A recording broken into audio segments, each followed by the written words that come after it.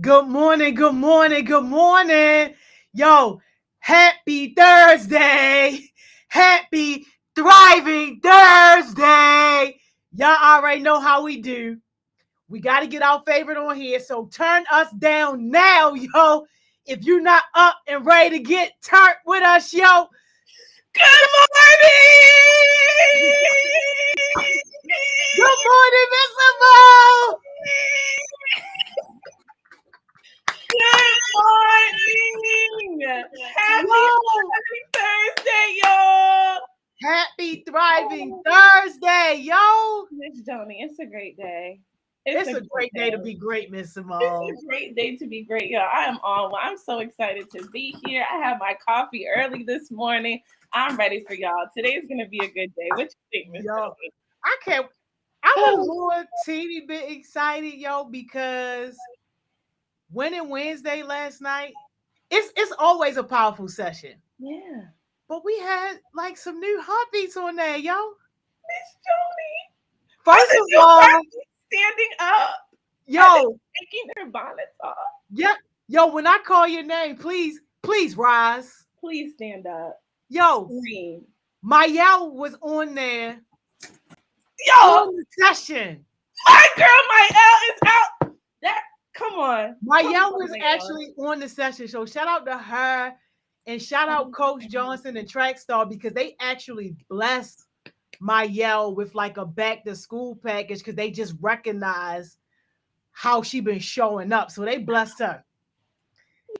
Yo, if I call your name, yo, please stand up, yo. Come on. London was on there. I did. Yes, girl. And I did. she like almost had the top spot, but really it was Bree. But you know, we just kind of gave her a little pass. But London was on there, yo. Shane was on there. Hey, yes. Hazzy was on there. Come on. Yo, Khalid was on there. And I feel like it might be Khalid's birthday. Happy, successful birthday, Khalid. That's what I'm talking about. Miss Johnny, the new heartbeats are really trying to show The up. heartbeats did though. The new heartbeats did show up. Oh my Yesterday. Yo, I goodness. was like, okay, like, and they not just there in the background, like actually there in the conversations. I'm like, Okay. Miss Johnny, they're trying to add value. Is that what you're telling me? They're trying to add who was value to trying the to space? add value? Oh, my bad. No, it's Andre's birthday, Oh, not Andre. Khalid. Yeah, Andre's birthday. Yeah, Happy successful birthday, Andre. yes, yo, Yes. happy Oh birthday. my good. Yeah, I knew it was going to be a great day. I knew I felt it. The coffee was kicking. The success must have been, it's like the telepathy, the success telepathy. I must have felt it from all the other heartbeats and really trying to show up. Wow. Miss Nice. Joey, that is great. Ain't that So crazy, do yo? you think so? Did we go from 3 to 4 to maybe 5? You think maybe we'll have 5? See, now Lord, you pushing it, Miss I Simone. know. Now Okay, you I'm pushing just trying to it. manifest. Manifest. Come on, Listen, manifest. when we got all this motivation and we got all this good energy, it's easy. I know. See, see me around them holiday time when it get cold outside and them covers feeling a little extra good, that pillow Ooh, a little extra light. mm, Like, yo, mm. see me around that time, yo, when you having family drama and the devil really start messing with you, yo, and Uh, you just like, you know what? Forget I it. know, because that's really where it takes you out. That really is. It has to that first time where you start getting real, real good, and then attacks start coming. If you could push past that, y'all, you could keep pushing. So we're trying to give you the keys to success. You're already doing the first part, which is just getting out there and making a difference. Celebrate that and keep your foot on the gas. Get you a French vanilla. Get you some success-minded friends.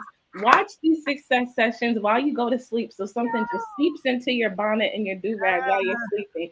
And don't give up because y'all are needed. Y'all are needed.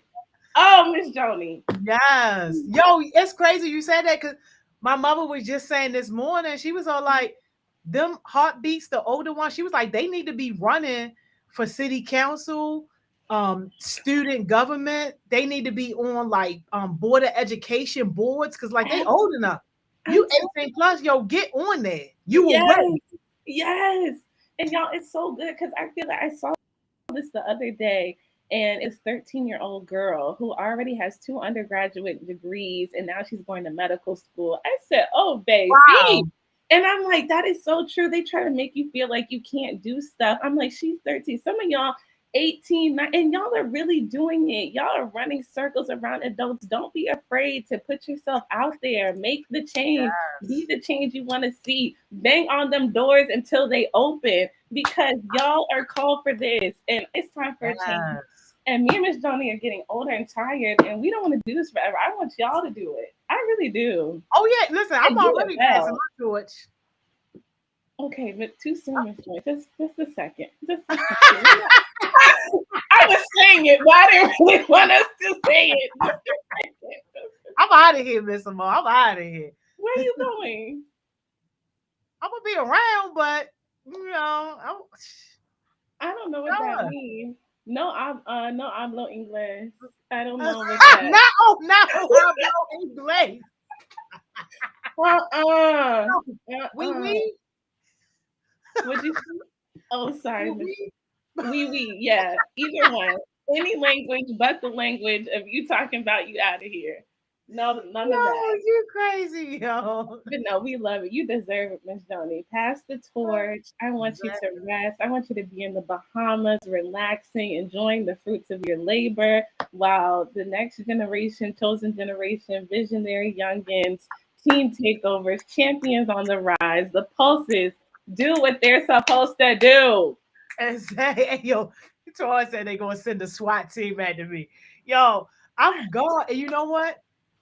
Today is the first official Thriving Thursday that I passed the torch, that I handed over. Now, granted, I'm not handing it over to a heartbeat, and the only reason is because y'all know Thriving Thursday is leadership boot camp specific. So, you know, like that definitely just calls for a different skill set and a different experience level. But shout out Miss Melvina. Go Miss Mel ahead, Miss Melvina. Miss Melvina is taking it over. So today is going to be her first Thriving Thursday. But yeah, I'm going to miss being with y'all every Thursday night. So now the only thing that I'm keeping Focus Friday. Okay. Focus Friday gonna be mine, y'all. I don't care where Yes. I'm at, what's going.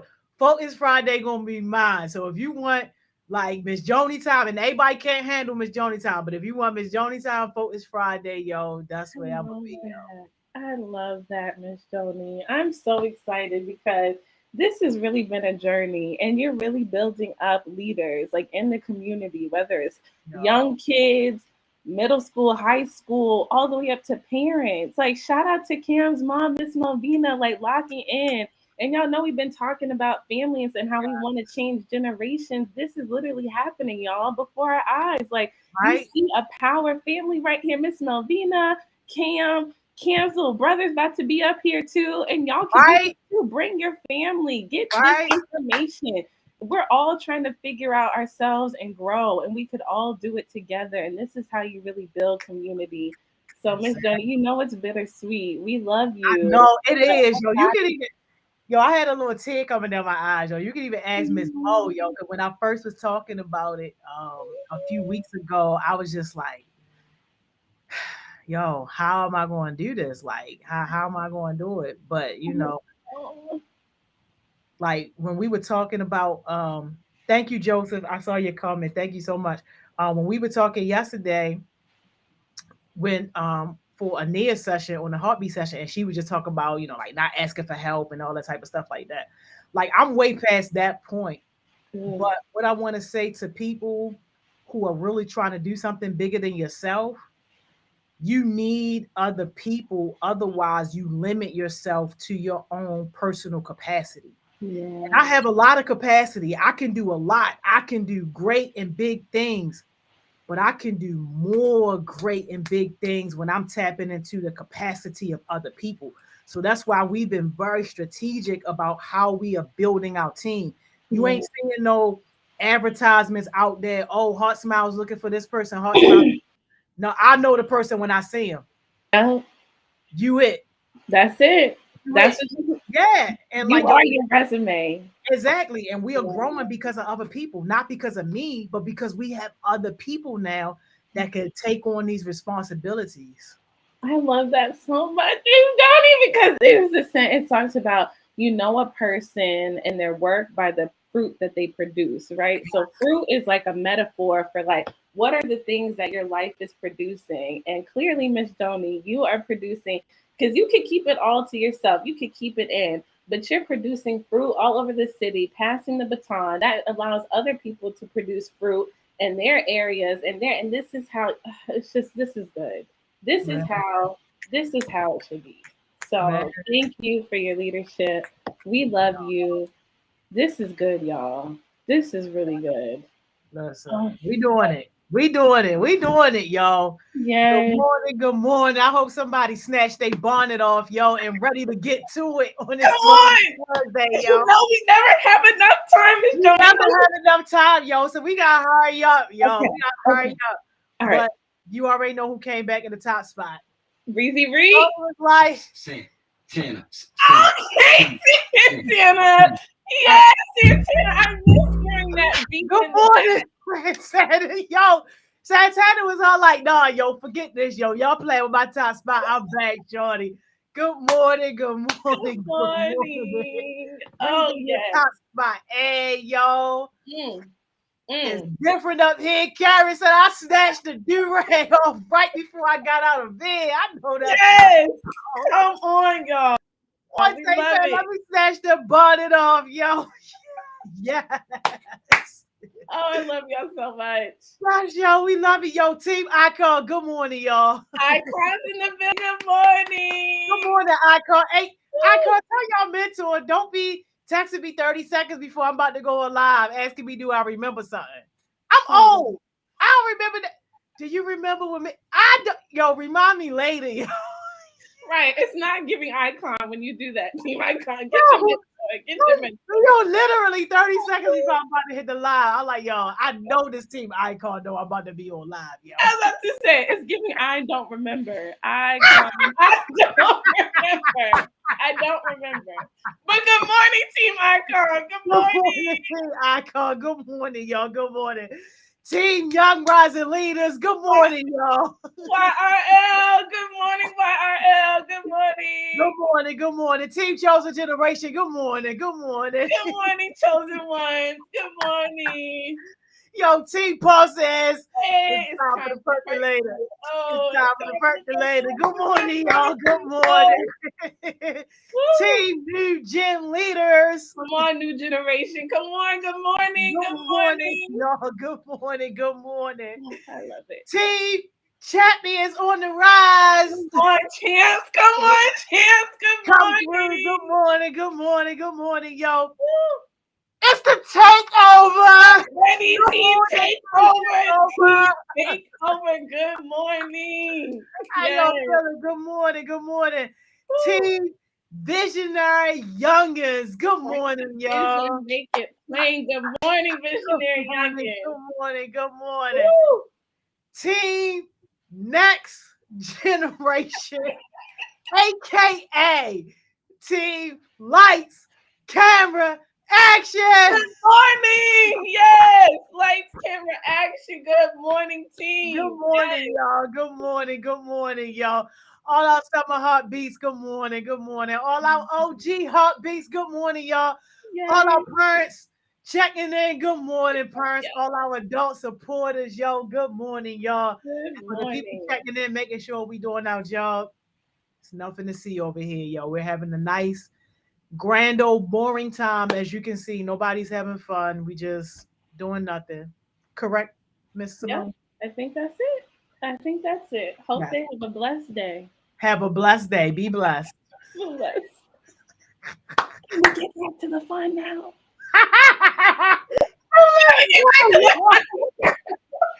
Yo, let's go, yo. We have 2 more days in this week, yo. Well, really one. And Miss then Tony. I'm on the countdown. I'm on the 10-day No, Miss countdown, yo. Tony, no. That's not. It's too soon. It's too soon. I Yo, think we just let's just use it for the heartbeats that are gonna stay. That's it. That's it. No. Tony said, I'm not trying to hear it. Y'all gonna get this countdown. Y'all gonna get this countdown. What? If we must, Miss Joni, if we must. I'm gonna just start closing my eyes and speak a different language. That's it. That's it. I'm gonna just start speaking. No, don't do that, y'all. I don't understand. Oh, but are y'all ready to get into the topic today? We're ready. Is it still part 2 of the conference? No, because that was going ham. I know. Y'all are dropping so many jewels and I was just so happy because I'm like, I know y'all get it. And I think we just need to keep talking about it, reinforce this, because it will be times where you slip up, but just come back and remember these things and these discussions that we're talking about so you don't get yourself trapped in unnecessarily conflict that results in unnecessary foolishness. Yes. That's really just the hope and the goal. Just if you don't take anything else away from it, just know that you don't have to let conflict end in unnecessary foolishness. And y'all know exactly what I mean when I say unnecessary foolishness. I know you automatically thought of an example in your head when I said unnecessary foolishness. So let's get into it, y'all. And I think is anybody backstage? You ain't got not a soul. Y'all get either they called out or they running late. Yeah. Dang.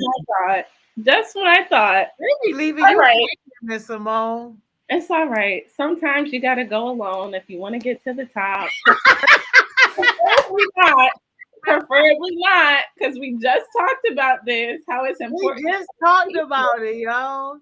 But if we must, you can't be afraid to go alone. Here we go. Dang, y'all. Dang. Here we go. They just left me high and dry, Miss Joni. I thought we had some new heartbeats. Nope. What? I told you, them newbies are not to be trusted. Now, newbies are not to be trusted. Hold up. You gotta get somebody here. Hold up. I have a believer. Hold up. Hold up. I was waiting for the down, but I had to hop on here. Hello. I had to hop on here. It been times I've been procrastinating, but I had to get on here. Yes. Come through. What's your team, Kenya? My name Kenya McDaniel. I'm 18 years old. And I just got a lot to offer. I gotta speak. I gotta really come on here and really bring a different point of view. Let's go, yo. Let's go. I love it. Okay. Sorry. I'm excited. I'm too excited, Kenya. This is great. I missed what team you're on. I genuinely apologize. But one more time, what team are you on? Kenya, are you there? All right. Miss Joni, did you hear what team he's on? I think it was Takeover. Takeover got real hype in the chat. Okay, good. Yeah. Nigga, you don't know what team you on, bro. You up here starting, yo. You trying to see. Oh. Now the phone real low. I ain't had my AirPods in. You trying to look at your notes, see what team you were. You trying to look at that chat. No, you see. I gotta make sure I got the computer so I can see the chat, and I got my phone. Oh, all right. Let me stop. Well, thank you for getting on, Kenya. We love to see it. How has your experience been so far on this test sessions? Really quick, what did you want to get on? Hey, Miss Joni, I've been procrastinating on here for so long. I had a lot to speak about. I've been on here since last summer. Yo, what? Yeah. No way, yo. I was a part of Sydney team last summer. Now I'm with Cam Gotti. You know, she put on. Y'all the ones who keep us motivated to hop on here. I just seen how y'all come on, y'all consistent, and y'all see hype. So I'm like, man, it's time to step up. It's time to step up. You could have been a mentor this year, man. Yes. Oh no. Somebody get on Kenya, yo. Yeah. Somebody get your mans. You've been bluffing us for a year, yo, basically. Just holding out. Joni, I gotta come on here another session and really give an intro on what I'm trying to start. Please. It's a lot. Let's do it, yo. Let's do it. Get with Ken Gotti and we can make that happen, yo. Please, let's do it. They asking for your IG, yo. Uh, I'm gonna put it in the chat on the computer. Bet. All right, there we go. I am glad you're here now because now we see you, we know you, we're gonna be checking on you, and we're expecting nothing less than greatness. Okay, we know Yeah. you have it in you. So drop some jewels on us today. Let's get into our topic and finish up how we need to think about how we can better resolve conflict. If anyone else wants to get up here, don't let it be 2 summers before you get up here. We love you, Right. Kenya. Don't let it be. This is your time. Get your butt up here. But Kenya, I'm coming back to you. What made you want to get up here and talk about conflict? How do you usually handle conflict? It's like since the summer started, right? Mm-hmm. Since this summer started, it's like I've been getting signs of it's time for you to just step up and be a leader and start standing on your word. Yeah. Mm-hmm. When Oh, I love that. it I was love back in February when uh what happened? We had got into a situation. They sent us to a program, and then like all my life they've just been taught us, trying to make us do better and teach us to be mentors, and it's just ain't nobody stepping up for real. So it's like if ain't nobody gonna do it, I'm gonna have to do it. And it's like me being young, I'm gonna yeah. catch a lot of ears because I know how to talk to Yeah. children, I know how to talk to people my age, and I know how to talk to adults. It's just I can relate to everybody. Yeah. So Oh, it's I like love that. Go ahead, Kenny. Yes, this is the time. And you are young. You have a voice, a story. You have gifts and talents that people need to hear. So I love that you are stepping up. Hey, Elder. Good morning. Elder. Hey y'all, good morning. How y'all feeling? Good. Better now that y'all are on here. We love Yes. this. How I'm are ready to you try to join. doing? Oh, I'm good. I'm about to get. Elder, call the rising God. We Call good? them quick. Whew. Listen. Thank the Lord, yo. I was praying. I had my little fingers crossed, my little toes crossed. I It's was like, okay. yo, It's okay. We good. We good. We good. But yes. I'm getting ready for this session that we got up at Douglas. Okay. So I already got the like. I might as well just hop. Period. We love it. And what about conflict resolution? What made you want to get on here and talk about conflict resolution? Well, honestly, I'm about to start this position as an RA, a copping, and we're gonna be having to do a lot of different things that I'm not used to, like conflict resolution, like finding ways to help people, solve their issues and mediate and stuff like that. And I feel like I had gained a couple of skills from when I worked at Matthew A. Henson, but that's with little kids. Like sometimes it could be a lot different when it's with grown adults. What's up, Zion? Yes, track Praise star. the Good Lord. morning. What's up? Good morning, y'all. I love it. Hey y'all. How are you doing? What made you want to talk about conflict resolution? Because I feel like I have grown in handling conflict. Like even my dad said I did. So I think instead of shutting down, I actually talk about it now. Hey, Kamora. But yeah, I actually talk about it now and express my feelings without shutting down. Because I had a problem shutting down a lot. Mm-hmm. No, that's very real. That is very real. And I'm just so glad y'all are up here talking about this because it really takes different voices and perspectives. Like I say, the real work happens when we're outside of success sessions. So the more people engaged in these conversations, when y'all are out there really living, doing life, the more equipped more of y'all will be, and we won't be getting into unnecessary conflict. Yeah. So feel free to jump in. I'm gonna just kind of go off of where we started yesterday. Yesterday we talked about the different ways that you could handle conflict. We talked about avoiding, which could be good and bad. Sometimes you just don't even need to engage in it. Just leave it alone. Forget the broke bombs and keep doing you. But you don't want to avoid so much to the point where you're internalizing, you're keeping things in, You're not talking about how you feel, and then you either implode and you just break down emotionally on the inside, or you explode and you're just going off on people. So that's avoiding. We talked about accommodating, where you're just trying to keep the peace too much. Like you're not even trying to engage when you're not setting your boundaries. You're just accommodating to everyone, people pleasing. That's not good either. You got to set your boundaries and know who you are and do things like that are going to help you. Competing, trying to get tick for tack with people. Like, oh, you want to do this? Oh, I'm going to get even worse. I'm going to get in the ground with you. Not good either. All that does is cause more chaos, more conflict, more confusion, and escalation for no unnecessary reason.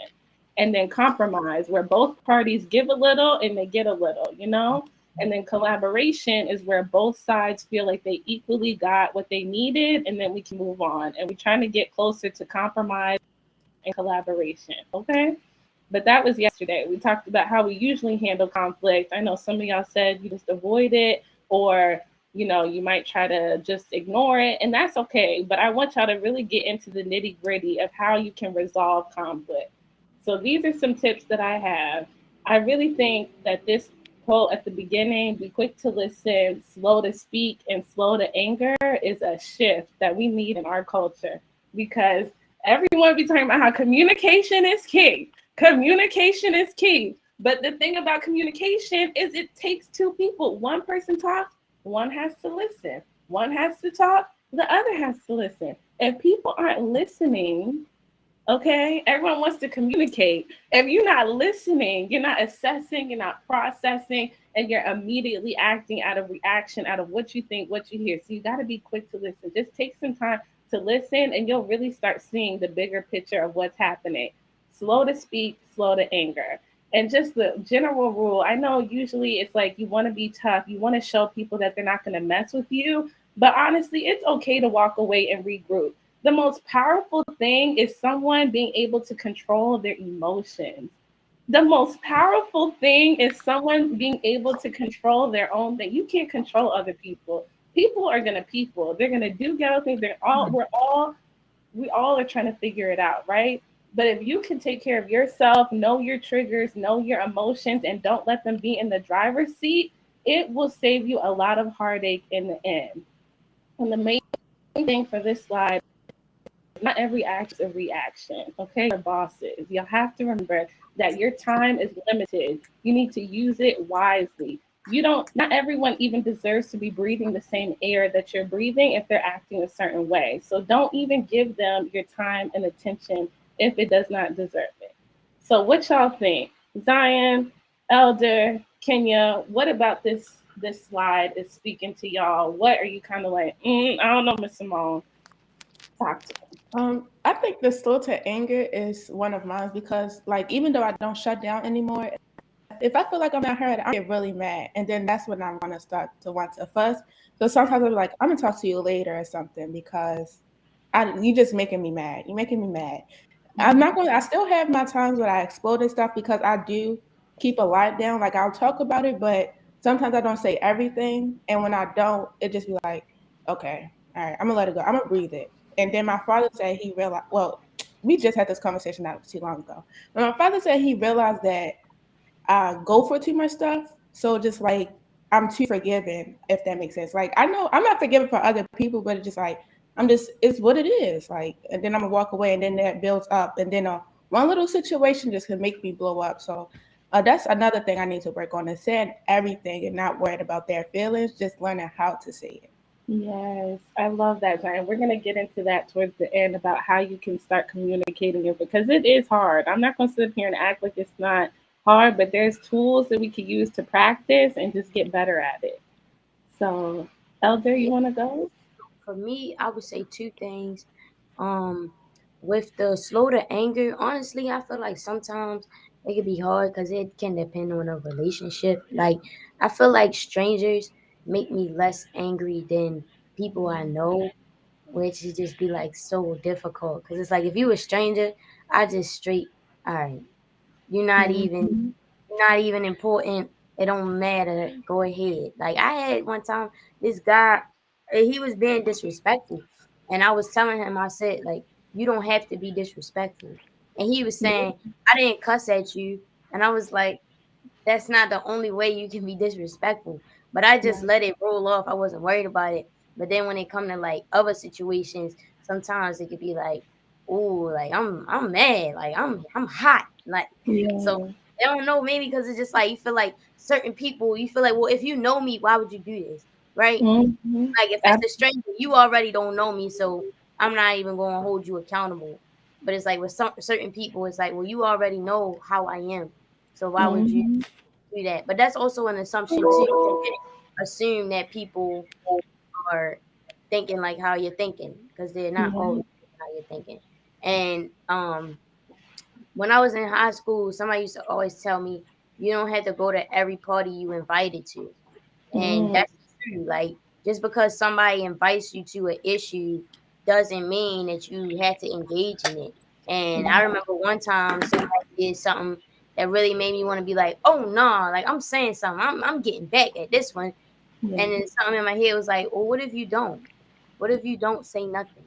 Yes. That's a And great tip, Elder. like you win. Because you already Mm-hmm. know you give your 2 cents, it's gonna get bigger. Like, Mm-hmm. what you think you gonna get your 2 cents and the person gonna be like, you right, you right, you right. Like, nah, it's just gonna get bigger. So if you just kill it right there, it's dead. Yes. And I love how you said ask yourself that, guys. That's a good practical tip. Like, do I really need to what if I don't? What if I don't engage? What if I don't? You know, and you could take it cuz you guys know when you be in an argument and then you walk away and you start thinking about all the good stuff you could have said, that is just an indicator like you don't even need to be engaging in that right now. You're probably better off take some time to regroup, say what you really want to say, think about what you need to really think about. It's okay to walk away. That's probably the most powerful thing. You're going to get even more ideas of how you want to handle the situation. Your comeback's going to be even harder if you decide to engage anyway. But just just get yourself out of that situation. It's like if you touch something hot, you're going to keep touching it or you're going to take your hand away and go remove yourself and try to regroup. Let me wrap this up in a bandage. Let me put some cold water on it. Maybe I might have to go back to this oven and figure out why I burnt it and touched it in the first place. But I'm not going to stay putting my hand on something hot when I know all it's going to do is just burn me even more.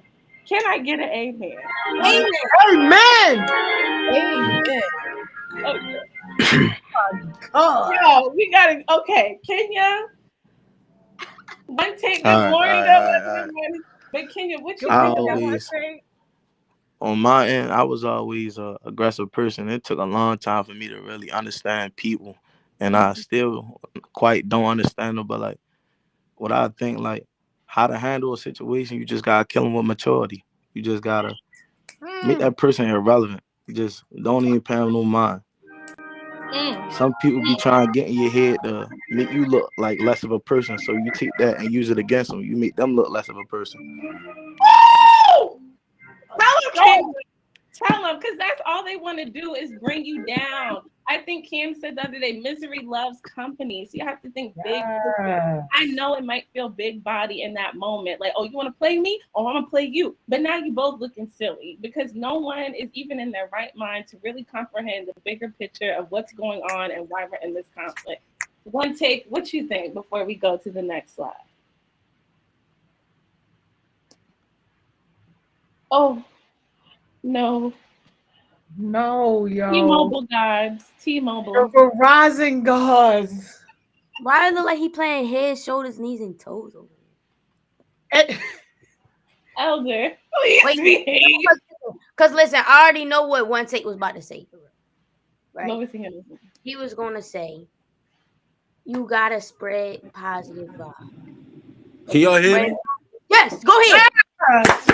Woo! All right. Yo, y'all No, not doing no, on the main line. no. So look, that's part of it. Elder hit it, but I was at something with like this flag football group that I started playing football with, and now I'm a coach for them. And it was like a coaches against like alumni game, or like alumni against like players now or whatever, right? And Mm-hmm. basically, this guy they come back every year. He just always try to be so demanding, and he always just wants to like run things, and just so he just seems like the big dog. Mm-hmm. So I was in the game, and basically, long story short, I missed a pass or whatever. He told me to get out the game, but like what I was saying to that, I'm like, bro, I just got in, and we grown men, like. So I nicely told him like, nah, bro, I'm not getting out the field. Like I messed up one time, but like let me get back. So when I came over to the sideline, basically he was trying to go back and forth with me, and basically I was just like ignoring him. But the last thing I heard him say was like, yeah, because you don't want me to go get my big four nickel. And at that point, I knew that in his mind he was still a child. So what I did, I just walked away and just left the whole situation alone. I ain't say nothing to nobody. I just walked away. I didn't treat it like it was something wrong. I still kept a smile on my face because I realized that this is all he knows. This is all he knows. And somebody told me like you can't expect somebody to be nice or be respectful from you because they don't even have that inside of them. So Yeah. just walk away from just walk away from situations because like Gemma was saying yesterday, like a situation somebody lost their life in less than an hour and it was all because somebody couldn't walk away. Just couldn't walk away. Yo, somebody threatens your whole existence over a football game. Yeah, yeah, yeah, Wow. yeah, yeah. Wow. Woo. Oh, and see, that's y'all. This is why we have to talk about this and change the narrative. The fact that people think that that's okay and that's the norm, it's not, and we can change it by doing a. It's really about power and other emotions that people aren't addressing. Usually, when people start reacting and lashing out like that because they don't feel heard, they don't feel like they have power, and they're going to do whatever it takes to make sure that you know that they need to be heard and that they have power. So this is how we have rethinking power. Let's, like I said, it's powerful to walk away, to be able to be in control of your emotions, to have that maturity. So let's change the narrative on what people think power is. People think power is just being reckless with your words, trying to exert control over things. Power is actually being humble, being mature, being able to walk in your greatness and in your success, not feeling like you have to squash other people to get to where you want to be. To me, that is more powerful. And it's definitely easier said than done. But I'm proud of it. That's why, if nothing else, I think ask yourself, do I need to engage in this? Do I really? What if I don't? And genuinely just walk away, y'all. Just walk away. Give yourself time. And then these are some other tips that y'all can consider because I know like it is easier said than done. But you got to understand the conflict and where it's coming from. And you can't understand reacting so quickly. So that's what I'm saying. Just take some time away. Think about what your goals are and what you want to say. Really, sometimes you got to take some time to process and think, right? Which is why you have to have time management, which is why you have to have plans and goals for yourself. Because you can't be running around doing everything, getting in foolishness, and you're not taking time to process what's happening in your life. What are your stressors? What are some things that are taking you off your goals? What are some things that are going to make you feel like you're out the edge, like you feeling like a just a like you're hanging on by a thread. You don't need to be getting to that space because those are going to make you vulnerable to just react and lash out, right? You need time to process, to think, to practice what you want to say, to really talk about how you're going to work with this other person if you have to keep working with them, because sometimes you can walk away, but what if it's someone in your house? What if it's someone you work with? These are situations and environments that you're gonna have to work through and in. So you can't just, avoid, you can't just lash out all the time because all that's gonna do is cause stress. You gotta take time to really deal with it, right?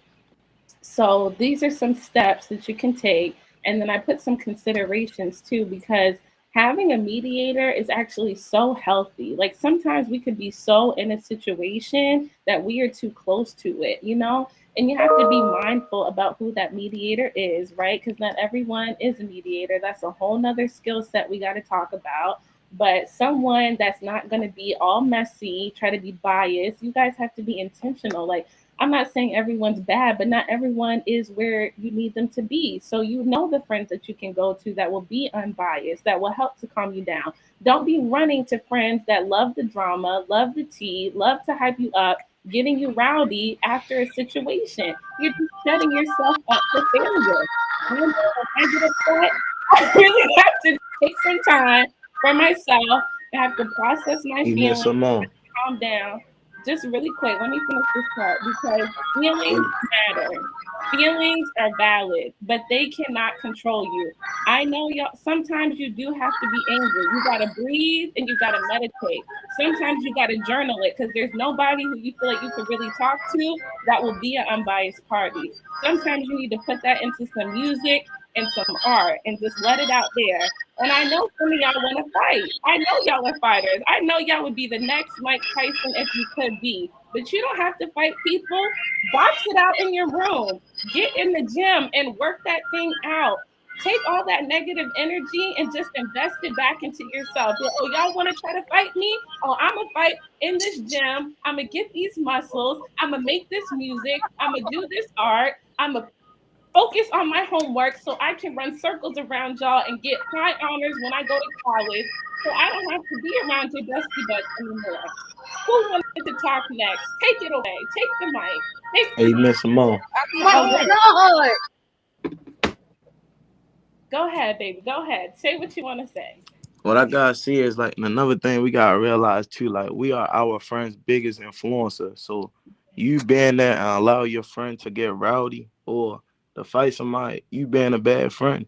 I know it's cool to see a fight sometimes, but no, it can escalate quickly. And in the city we live in, like fighting is not everybody's top answer. A lot of people be scared to use their hands.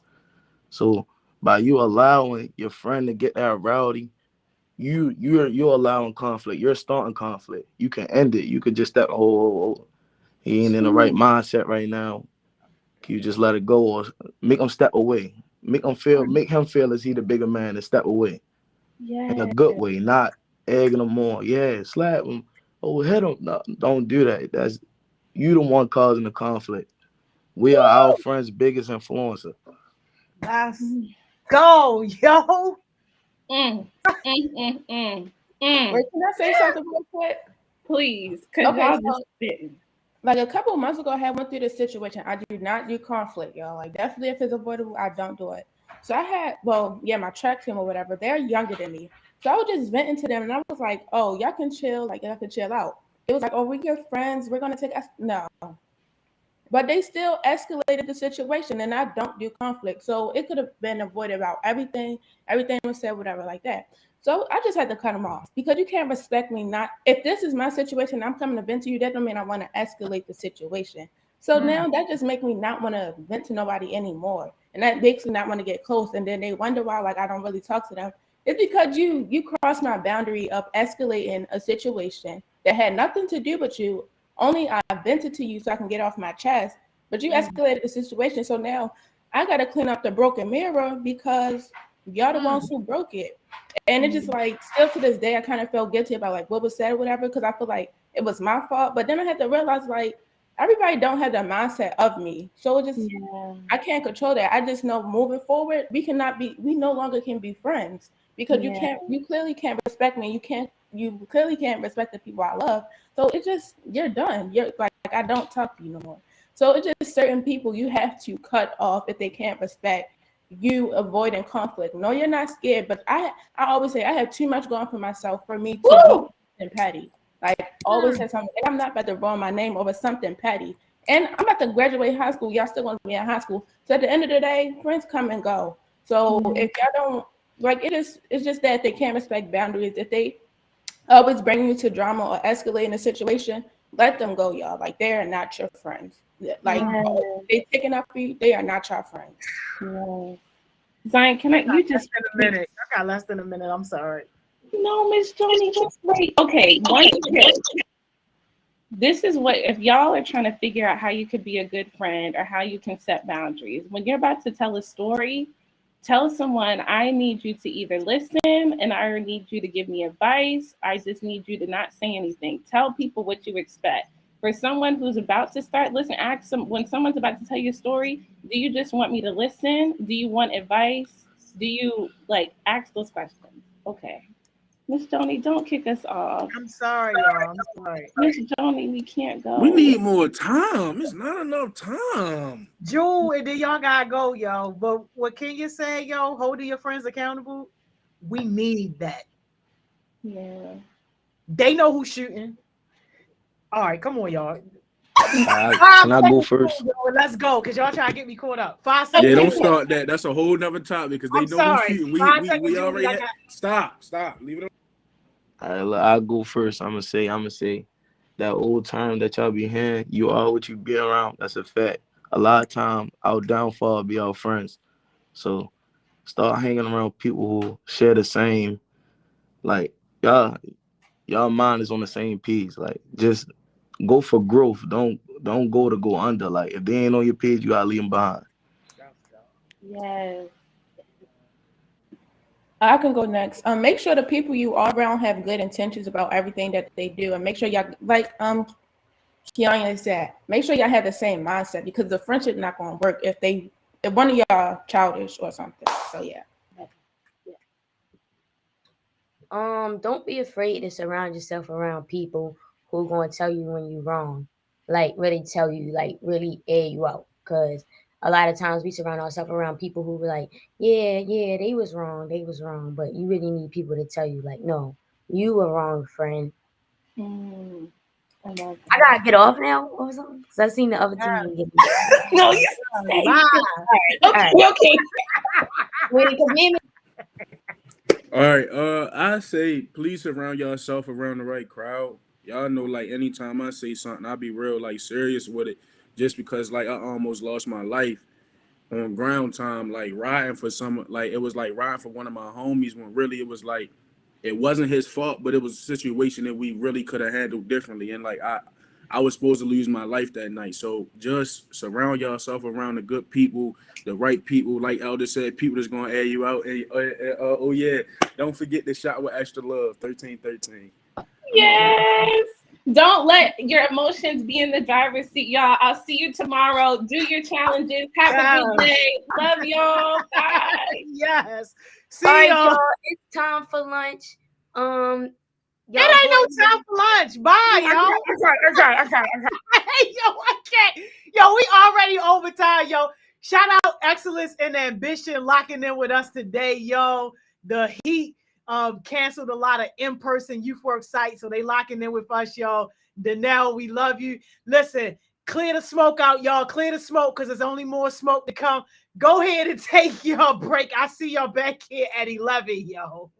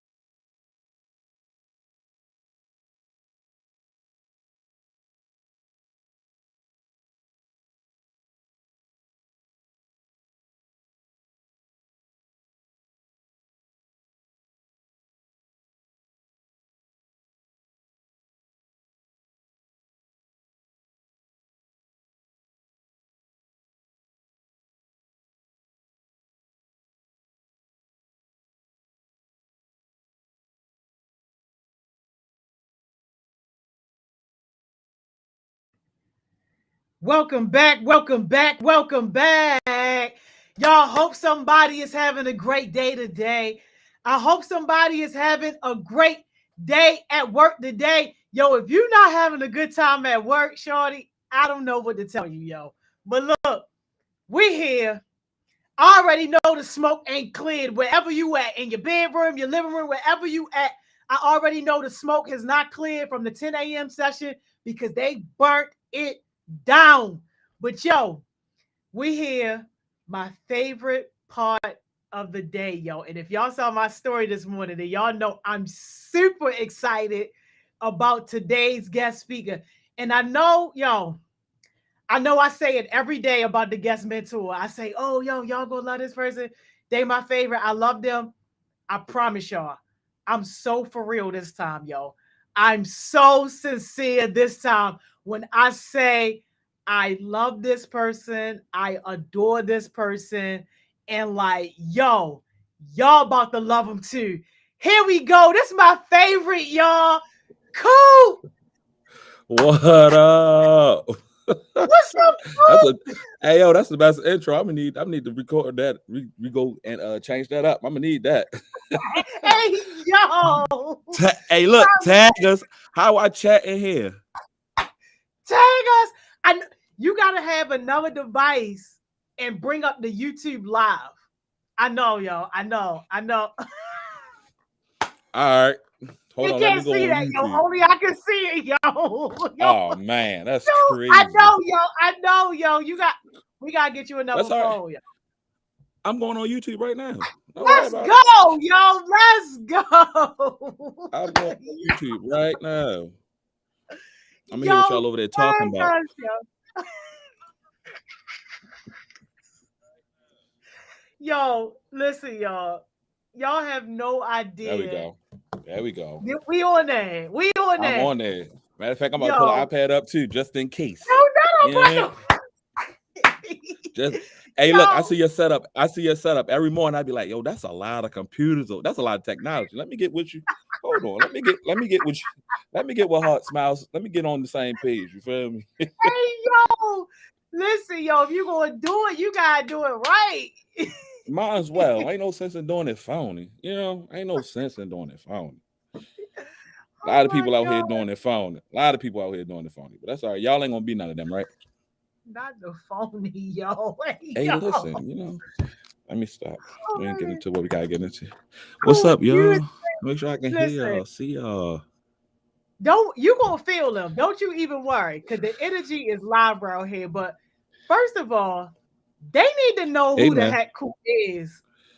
I ain't nobody. I'm just a simple guy in Baltimore No, trying to do no, things. I'm no. trying to do something small. We ain't going for that. We gonna get up to the big, but take us back. Like take us back to Lower Coop. What was your childhood like? Where did you grow up? Tell us everything. Spill all your tea. Hold on. Y'all got some cups? Hold on. Me. Let me get right. All right, so check me out. So look. Oh God. What's up, Ham? Hey, Coach Ham, how you feeling? Hold up, where my people at that I know? Where y'all at? I don't even see y'all. Where y'all Yo, at? you is crazy, yo. They coming, yo. They coming, yo. All right, cool. All right, cool. All right, so look, who you say? Young Coop, huh? Young Coop. All right, so I was born originally in Newark, New Jersey, so I'm not originally from Baltimore. However, I'm gonna get to it. Hold up. I was only there for like probably 2 days, so it really don't count. You know what I'm saying? 2 days, Yo, so it really don't count, right? all right. I grew up in Virginia until I was going to about the 5th grade. 5th grade, I moved to Baltimore, and I went to Coldstream Elementary School over off of Kirk Avenue, and then I went from there. I feel like I'm getting darker. Hold up. And then wait, I went from Coldstream to Hamilton Middle School, up Carter Bayonne. That was up Harford Road. And then from there, I went to Lake Clifton. Shout out to LCE, who is now Reach Partnership. And after that, that was it. So, as a young kid, though, I was born to my mom. She's a single parent household, and she was gave us up to my grandmother that lived in Virginia, right? Who's my sister and my brother's father, their family. So we lived in Virginia for a couple years because it was hard times, right? Mm. And my mom was doing it by herself, right? And so we lived in Virginia, but we always talked to my mom. So I never went through a space where I didn't know my mom or didn't see her. You know what I mean? So she sent us to live with my grandparents down in Virginia. So that's where we were. And she always would talk to us, and we would take trips to go. They would take us to go see us. And then my mom had got she started getting on her feet, you know. And then sometimes as single parents, they go through they trying to find themselves out, right? My mom had me when she was 16. So Wow. um she was a young lady, you feel what I'm saying? And times was tough, times was hard or whatever. So she sent us to live in Virginia with my grandparents. And once we lived in Virginia with my grandparents, we was down there living it up, big country house, big country hill. They had about like 5 houses, you know. Then they had the little now y'all call them like the little complexes where you drive in and then there's a bunch of houses around it, Yeah, right? yeah. But it wasn't like that. It was something like that, but it wasn't. It was just like once you go down a dirt road, like that dirt road going in and out, and it's just big houses and farmland everywhere. So my Mm. grandparents down in Virginia, they had the big white house, and we called it the blue house. So that's how you know which house you had to go to. You feel me? Because those was the houses. What house we going to today? The pink house or the blue house or the white house, right? Because that's just how many they had in the family. You feel what I'm saying? Like, so you talk about Wow. like land and all that stuff like that, and what my grandparents were had access to, big farms, you know. And then back in Virginia, they had the flea market. So on Saturdays, we would go with my grandfather to the flea market, and we would sell whatever we were selling. So now it's like the farmers market now, but like back in the day, they had the flea markets, and the flea markets sold your food and all that stuff like that. So we was down there till about um my fourth grade year, and we went to visit. I remember we went to go visit my mother one time. She was living in Virginia, and she was like, "I'm coming for y'all." Mm. I was like, "What you mean you coming for us? Like, what you mean? Like, y'all about to come live back home?" So we went back to Virginia with my grandparents, and then one time we went up there and we had this extra bags, if I'm not mistaken, like just extra bags, more than we normally take down and when we go visit. And my mom's was like, "All right, y'all living with me now." Okay, cool. So we started living back with my mom, and then we moved from Richmond down here to Baltimore. So my fifth grade year, we moved down here, and that's when I went to Coldstream or whatever. Mm. And so I've been in Baltimore since fifth grade. I'm now 38, and I've been in Baltimore. So my home is Baltimore. I was born in New Jersey. I've lived in Virginia, but Baltimore is where home is. You know what I mean? So I've been here for how long is Yeah. that? Somebody do the math down there. Somebody do the math. You know what I mean? So No. that's yes. I've been here since I was in the fifth grade, and I've loved living here though. You know what I mean? Even from a young kid, it was a shock from where we were to coming into Baltimore, but loved it still the same, man. Baltimore is a special place if you really accept it and be a part of everything that it has to offer. Hmm. And how old was your mom when she like got custody back? I honestly, I don't even know if she ever gave up custody for real. She was just like, y'all going down to the summer with your grandparents. You feel what I'm Oh, saying? And we just one of them. I got you. I You know what I'm got you. saying? So I don't. And if it was a custody thing back then, I don't know. You know what I mean? So, but Yeah. I've never heard her say that she had to win custody back of us. It was just one of them things where when they talk about community, right? Yeah, yeah. And How good. how everybody, it takes a village to do things. At the time when Hmm. my mom was like, I'm not going to put my children through me not knowing how to take care of them. And it was me only at the time. And then I had a brother that came after me like 2 years. So me, my brother, and my sister, we each are 2 years apart. Me and my sister are 4 years apart, and she's the youngest. So, um, yeah, like I don't ever remember that conversation of where if they had to do custody battle or anything like that. I don't remember Yeah. that. Yeah. Okay. Okay. What was she doing though? Like when she put herself in the position to actually like get you back? I don't know. Couldn't tell you. I just know she said I'm coming for y'all, and we gonna be back living as a family and stuff like that. And that, as a kid, you know, you pay attention to things, but you don't pay attention to things, Yeah. right?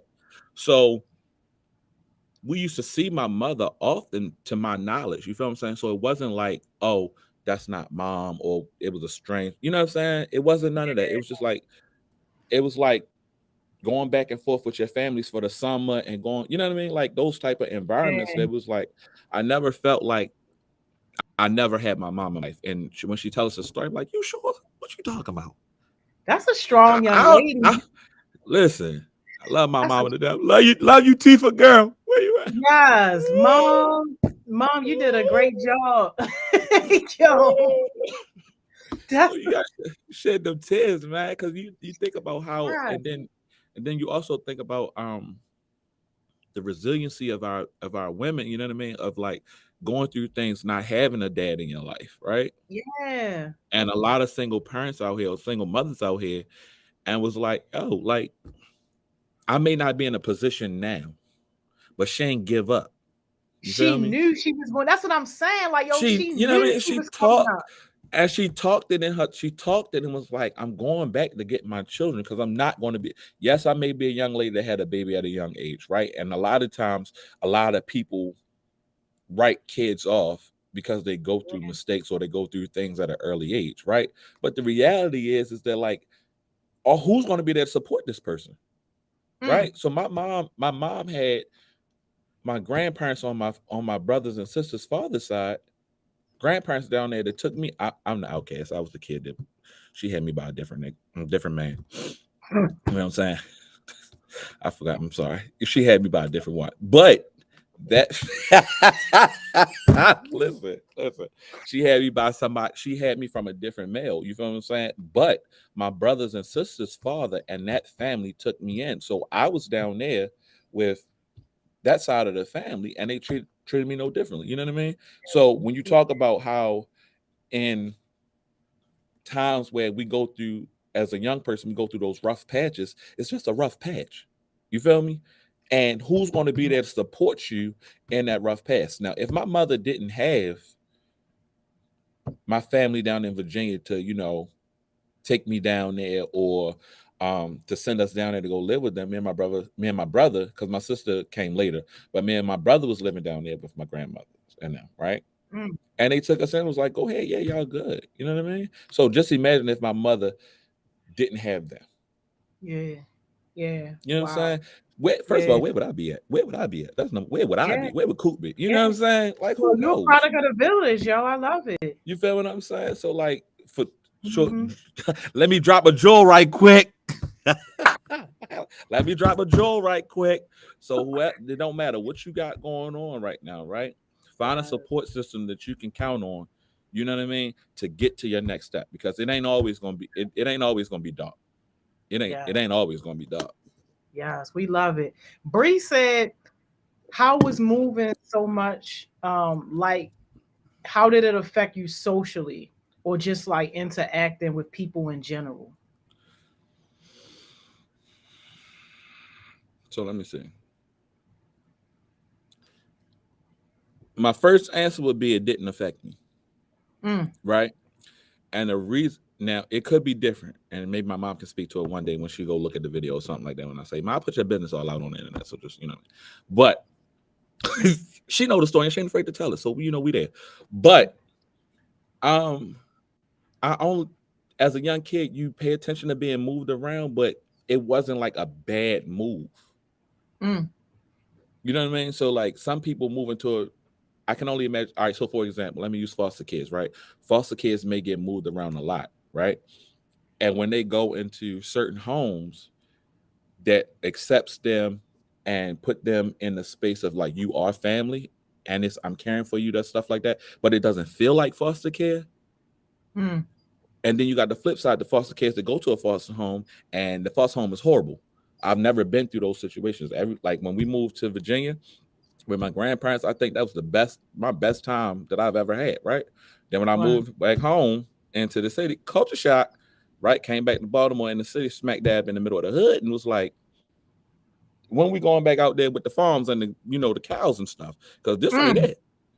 Mm. But I still had enjoyed myself down here. I've never had a bad like I can't recall ever being in a space where I don't want to be here because the environment that I was in, even at home with my mom living in the projects, it was always love. Yeah. You feel what I'm saying? Like it was always love on every side of the field. So I've been fortunate enough to be in a space where it wasn't like that. Mm. So Yeah. I don't think it. I think it. I honestly think that, um, given the right context or given the right people around you, that moving from time to time is okay because y'all live right here in Baltimore. And some of y'all ain't never been on the east side or the west side. Mm-hmm. No, you ain't lying. That's real. You feel what I'm saying? So for me, going from east side of town or going from different states and stuff, it was like, oh, cool. Where the trip to today? It wasn't like, and we ain't have we ain't have all this money or nothing like that. But like, it was. I never felt like we had to want for anything. You know what I mean? Yeah. Yeah. Um, Maria wants to know were there any Hey, Maria. were there any challenges growing up in Baltimore? And while you answering her question, can you also speak to like what did you want to do when you were young? And like how did you find your way to where you are now? Any challenges I faced growing up is what you say, right? Hmm. Yeah. Challenge I faced growing up In Baltimore. She put in in Baltimore. Baltimore. Yeah. Okay, in Baltimore. Oh, down 410. The only challenge that I think that I really faced the most was not being a statistic. Mm. So my mom, even though we were smack dab in the hood, it wasn't a necessarily a hood mentality per se, right? So what I mean by that is like my mom was always like, if y'all don't do anything, you're not gonna be a statistic to in this city, right? You're not gonna Mm. be out here selling drugs, or you're not gonna be out here going to jail, or you know what I'm saying? You're not gonna die at a young age, right? So my focus when I was coming up was like, mommy said do this. Who gonna not do what your mother say? I'm not trying to get beat up. I'm not trying to get my uncles and them come get beat up. You know, I'm not part of that. I'm not a part of the hit committee. I don't like being hit. I'm not a part of that one. So if she said, you feel me, don't do this and you don't get in trouble, I learned early. You feel what I'm saying? She Yo, is said, that a hammer, yo? now it's the phone thing. You know what I'm Oh, saying? hey yo, It's you got to take me out, yo. Nah, it's the phone thing. It's supposed to be on the ring light. You know what I mean? Which it don't seem like it's working because I keep getting darker. But whatever. But but yeah, I wasn't a part of the hit committee, and she was just like she just put it in. She told us at a young age like y'all got to go get an education, and the only thing and back then it was I need you to stay alive, and I need you to get an education and graduate high school. Mm. If we did that, you can get whatever you wanted out of her. So you mean to tell me I can go wherever I want, get what I want? And the only thing I gotta do is pass classes and Mm. learn something and not get in trouble. What? I was a shoe in. Shoe in. She had to hit me one time, and I was like, "Nah, I'm good on that, babe. I'm good on that." No. And she got, hey, look, and she got a haymaker too. What? No, I'm good, babe. You ain't got to ever worry. You ain't got to ever worry about Coop not getting no good grades.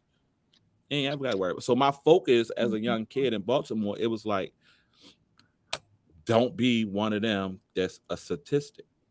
Right? Yeah. She told us early. Now, my brother and sister, on the other hand, that's a whole different situation. You wouldn't even think we was brothers and sisters, right? Because it's completely opposite. You hear what I'm saying? Completely opposite. I was the It's one that always was. our firstborns. You feel? You feel me? Firstborn powers. You feel what I'm saying? But see, this is the thing about that, right? A lot of people feel like, now I don't know this for sure, and I'm not gonna say this. Don't take this the wrong way. The firstborns are the test dummies for parents. Yo. You feel Yeah. me? Like because they Yeah. gotta learn and they have to learn. They have to try to get things right. You feel what I'm saying? So like as you are growing up with your parent is growing up also. You know what I mean? Yeah. So I remember my mom trying to go to the grocery store, having me on her hip and trying to carry some bags. I remember that. Yeah. You feel me? I remember my mom trying to, sometimes when she cried, rocking me to sleep or do whatever the case may be, I remember tears falling. You feel what I'm saying? Now I don't know if those was tears of joy. You feel what I'm saying? Or they was tears of sorrow. You know what I mean? Because I might not have shut up when I was a baby. I might have kept playing around and talking, right? But my mom said I was coming back to get you. She came back and got me. You feel what I'm saying? It wasn't long. It was what, 3-4 years? 3-4 years that I probably wasn't with her since I was born.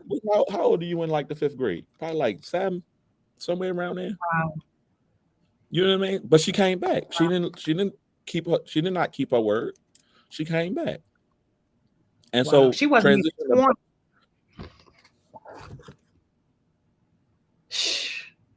You hear me? So in that Baltimore life, that transition for me has always been just don't be a statistic. Get your education, right? And that was it. Now, you asked me another part. I think you said, tell me what you said. Answer something. You said answer something else. Yeah, about like, so did you know what you wanted to do when you were younger, and just like walk us through how you came here? Yeah. Oh yeah. I wanted to be everything. Yep. Everything. It ain't matter what it was. Everything.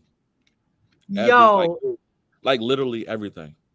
Like as a kid, I wanted to be a lawyer. I wanted to be a cop. I wanted to be a firefighter. I wanted to be a doctor. Hey, don't forget a professional wrestler. All right, just in case anybody wants to see me. You wanted to be a professional wrestler too, yo? What? What? I was out here jumping off. We had wrestling matches in the backyard, on the beds. We broke a couple bed frames, probably. You know, but all that. You know what I'm saying? It was fun. So but as I grew up, I didn't really know what I wanted to do directly, like to hone in on something. You know what I'm saying? But as I got older and got out, I didn't start realizing what I wanted to do until like maybe after high school, where it started to all click. Because in school, I had no responsibilities like a lot of other people did. Well, I had some, but I didn't have some. So nowadays, for example, like some of our kids are the head of their household or they're the breadwinners, right? I didn't have those responsibilities. My mom was the mother. She was the parent. It was her responsibility to take care of the household. So I didn't have those, you know what I mean? Those situations where, oh, you got to go out here. Let me get a couple dollars because I was out here hustling or something like that. You know, my mother would never do that. You know what I mean?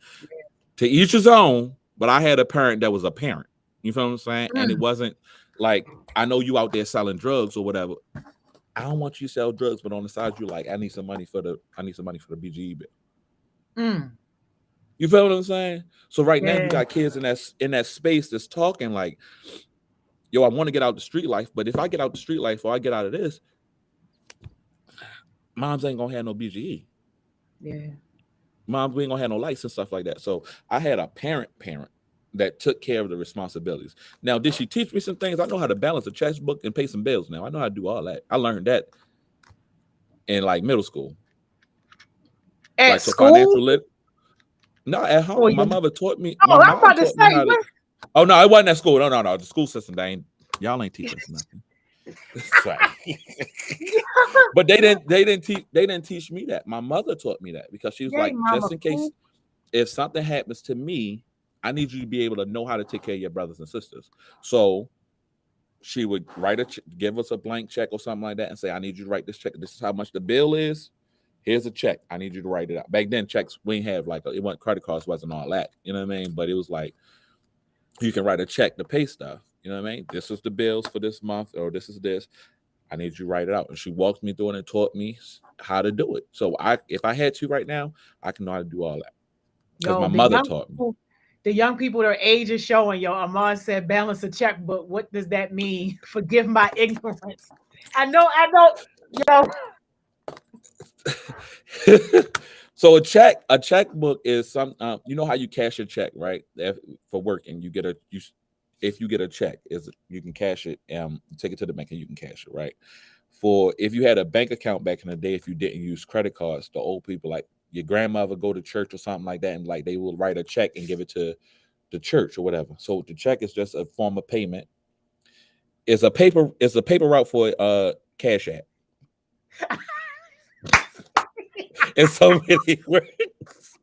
It's a paper trail for Cash App. You know what I mean? So you write it out and you send it off, and that's how you do it. You know what I mean? So my mother taught me how to do that. She taught me how to she was the reason why I am how I am today. You know what I mean? Wow. Like if it wasn't for my mom, I don't even know like how I would be able to do anything, because for me she provided, even struggling though, right? She provided everything that as I get older, I'm like, how do I know how to do this? Wow. Where did I learn this from? So mom's my Dukes, love you, girl. Yo, right? Yo, and it's just crazy Love to you, girl. think that even at 16, she was smart enough to know whatever I might have thought had to happen. No, I got to do something totally different now because I got to make sure my baby good. I could just only imagine what she felt like. Wow. I only imagine, you feel what I'm saying? And so like, and then like you sit back and you reflect in these moments, so you just be like, yo, I really am fortunate and I'm grateful that I had a parent that thought of me enough. You know what I'm saying? Like that thought of me enough to do what it is that she needed to do to make sure I was good, especially in Baltimore City, right? Because Baltimore City, some of this stuff is new in a way, right? But like the way things are going, like, and working with these kids, how everything can upset their whole imbalance. Man, they could wake up on the wrong side of bed. Somebody could have posted something on IG, and they is upset for the rest of the day. I can't come to work because such and such on Instagram said that Big Yo NBA young boy got locked up. Oh my God, I can't come to work today. I can't. You know what I'm saying? Like they so sensitive. You feel me? Hey yo. So like, and then when he came home the other day, or when they said that everything, the charges was dropped. All my kids on my timeline. Only thing I saw NBA the whole day. No, I just got off Instagram. It's like I can't do this no more. That's it. Yo. I can't, yo. I can't. So it was like I'm fortunate and I'm so grateful for my mom, bro, because if it wasn't for her instilling in me and my brothers and sisters like how to do those things, like I can only imagine, like I don't even want to imagine what it would be like. And I feel I feel sorry to a point for our young kings and queens that don't have their parents full self. You know what I mean? Like they full self. Yeah. It's crazy. Yo, we definitely gotta get Mama Cooper on here one day because she only in her early 50s. She's still young. Oh, and me and my mother's birthday on the same day too. Stop playing. Yeah. Oh my God. Same exact day. Yo, that's my that's baby. Crazy, yo. That's my baby. That's Shane wanted to know. Shane wanted to know was it any conflicts between your mom and your grandparents, like when you were staying between those two? It don't sound like it was. Not that I know of. Now, some things parents keep from you, right? But I don't remember or recall it ever being an issue. Mm-hmm. Now, how did you get to where you are? Because Caesar promised, we got to talk about it. Yes, Caesar promise. Caesar promise. Let me move the hair. Let me move the hair over.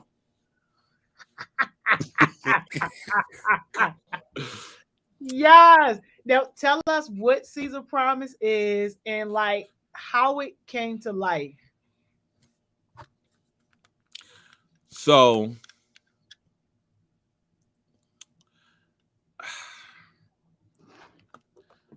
I've been doing mentoring work for a long time. So before it became Caesar, there was a backstory. I used to work at an alternative school over the East called Antioch Diploma Plus. And over at Antioch Diploma Plus, it was a group of us that worked with overage and undercredited kids, right? And in that work, I started to learn what my purpose was in life. Mm. Right. I'm a church boy, so I've always had um connection to the younger kids in the church. They always want to kind of hang with Coop when I was up in the media booth or I was sitting on the bleachers. You know, I've always had that. At school, I had a 21-year-old guy that was getting ready to flunk out of school. He didn't want to come to school, and life was happening, right? And so we took the assistant principal at the time, Miss Rowe, said, "Hey, cool. I need you to grab this young man, and I need you to support him through the school year so he can graduate." So I got to doing that. Got to build a little relationship with him, and we kind of like connected a little bit, and started like, "Yo, what you need? Do you need to do this? You need to do that? Like, what time you come to school? You need me to pick you up? Blah blah blah blah blah." Right. And at the end of that school year, he graduated from high school. Right. So I learned then that my connection with kids or young men was different than what I expected. It wasn't nothing I was trying to do, bro. It was honestly I just needed a job, to be honest with you. So Mm. I started because mom was like, "Look, you gotta go get a job. You can't just be laying up in here and doing nothing all day long." I was like, "All right, mom, blah blah." And then she kept on talking, but then she gave me one of them talks. Was like, "Boy, you about to get put out. You need to go find a job." Blah blah blah. Listen. She nice, but she mean too. You know what I'm saying? So I went to this place called We Teach and Tutor, back in the day, and they was hiring men for one-on-one aids as a shoe in, right? Somebody said, "Hey, bro, they hiring up here, and only thing I do is put the application in. They looking for men. You should be good to go." Man, I went up that job and went to that interview, filled out that application. They said, "You are hired. We're gonna put you in the school tomorrow." Whoa, sir, what do you mean? What you mean? And so that's how my introduction into the school system began. Then over time, I've been to several different schools, and then I used to run a program at Antioch. That was the Men of Standards, right? Antioch Men of Standards, and it's basically like a mentor group and help supporting the young men, become young men.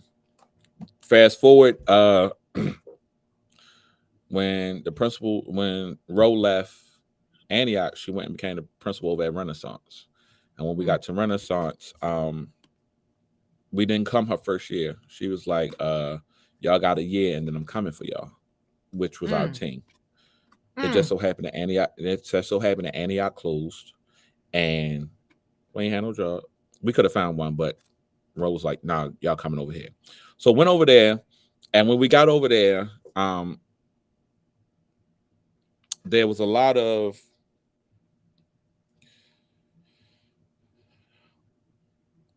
mishaps and disheartening stuff that was happening, right? And everyone that's doing this work know when you work closely with schools, when you work closely with teams, it's easy to get heartbroken from not the actions of our kids, but the actions of systems and things that are in place that affects the kids. And then we get mad at the kids because they're acting the way that they're acting, but it's not necessarily their fault. But then it becomes their fault because you like, yo, you got people that can lead you in the right direction. You still choosing not to do that. Bam. So that's what happened. So we got over there, the Renaissance, and we was working over there, and she put four of us together. And was like, the only thing I used to be like a attendance monitor at the schools that I was at, or like parent and community liaison type stuff to bridge the gap between both, right? Then she was like, "Nah, we're not even gonna do it this way. We're gonna put a group of y'all together, and y'all also purpose is just to be mentors to the kids when they come to the school." So that's how it kind of like brought it together. So this was right before Freddie Gray happened, right? We had already established that we were going to be mentors and do this work to kind of like help coach our young men to be the best selves in the day. So everybody in the school had a mentor, and that's what we did at the school. So that's kind of like how it formulated and it started. And then it took off from there. So we had acknowledged it was going on at Antioch, right? So I told you I was there first, right? So we saw what was happening then. One of my guys I had to roll up on, yo, he was on the block selling drugs. I was like, "How much you got left? Give me that. We going to school so you can get your diploma," right? Wow. And he'll tell Wow. you to this day, like, and so he only needed like an art credit. Art. You about to fail high school for art credit. Wow. So I get down there. So I'm like, yo, where you at? He ain't one trying to answer, but I already knew where he hustled at for real, right? I already knew where he was at. Because, once you build relationships with kids, you starting to know their patterns and where they are. Yeah. And they tell you where they are. So I went down there. I was like, yo, what you got? I think he had, it was $60 or something like that. I don't know what it was. And matter of fact, he ain't gave my $60 yet. So when you see this, I'm going to my $60 back. Now that you think about it. Oh my God. Oh my God. Now that you think about it. I mean, but that's what happened. You feel what I'm saying? So he was down on the block. I was like, all right, I'll be back. I'm about to go get him. I went down there on the block, blah, blah, blah. That's the first time I bought some drugs. Now that I think about it. That's crazy. To save somebody's life. See, this stuff, when you talk about this, listen, when you talk about this stuff and you reflect, you feel what I'm saying? You feel what I'm saying? It reminds you, and you just be thinking about stuff like, yo. But yeah, I went down there. I was like, yo, no, you're not fitting to drop out of school for no money on the block. You feel what I'm saying? When you this close, you feel what I'm saying? So I was just like, and I'm glad that's all he had was, because if he had a little bit more, I wouldn't have been able to buy that, because I ain't had that much money back then. But still, I was like, all right, what you got left? All right, give it here. Took it, but took it, bought it, get in the car. Like, I left with him. The people, when I pulled up, the guys on the block was like, who this? You know what I'm saying? Because I kind of sped. I was crazy. I just sped up to the corner, like real crazy. Like I was the police. I could have got killed that day. Oh gosh. I could have, because the way I spoke, I was so angry that, like, yo, you really going to jeopardize yourself jeopardize an art credit and your diploma for the block. So I was pissed off. Like, for real, I was pissed. But the relationship, and this is what's important about this, right?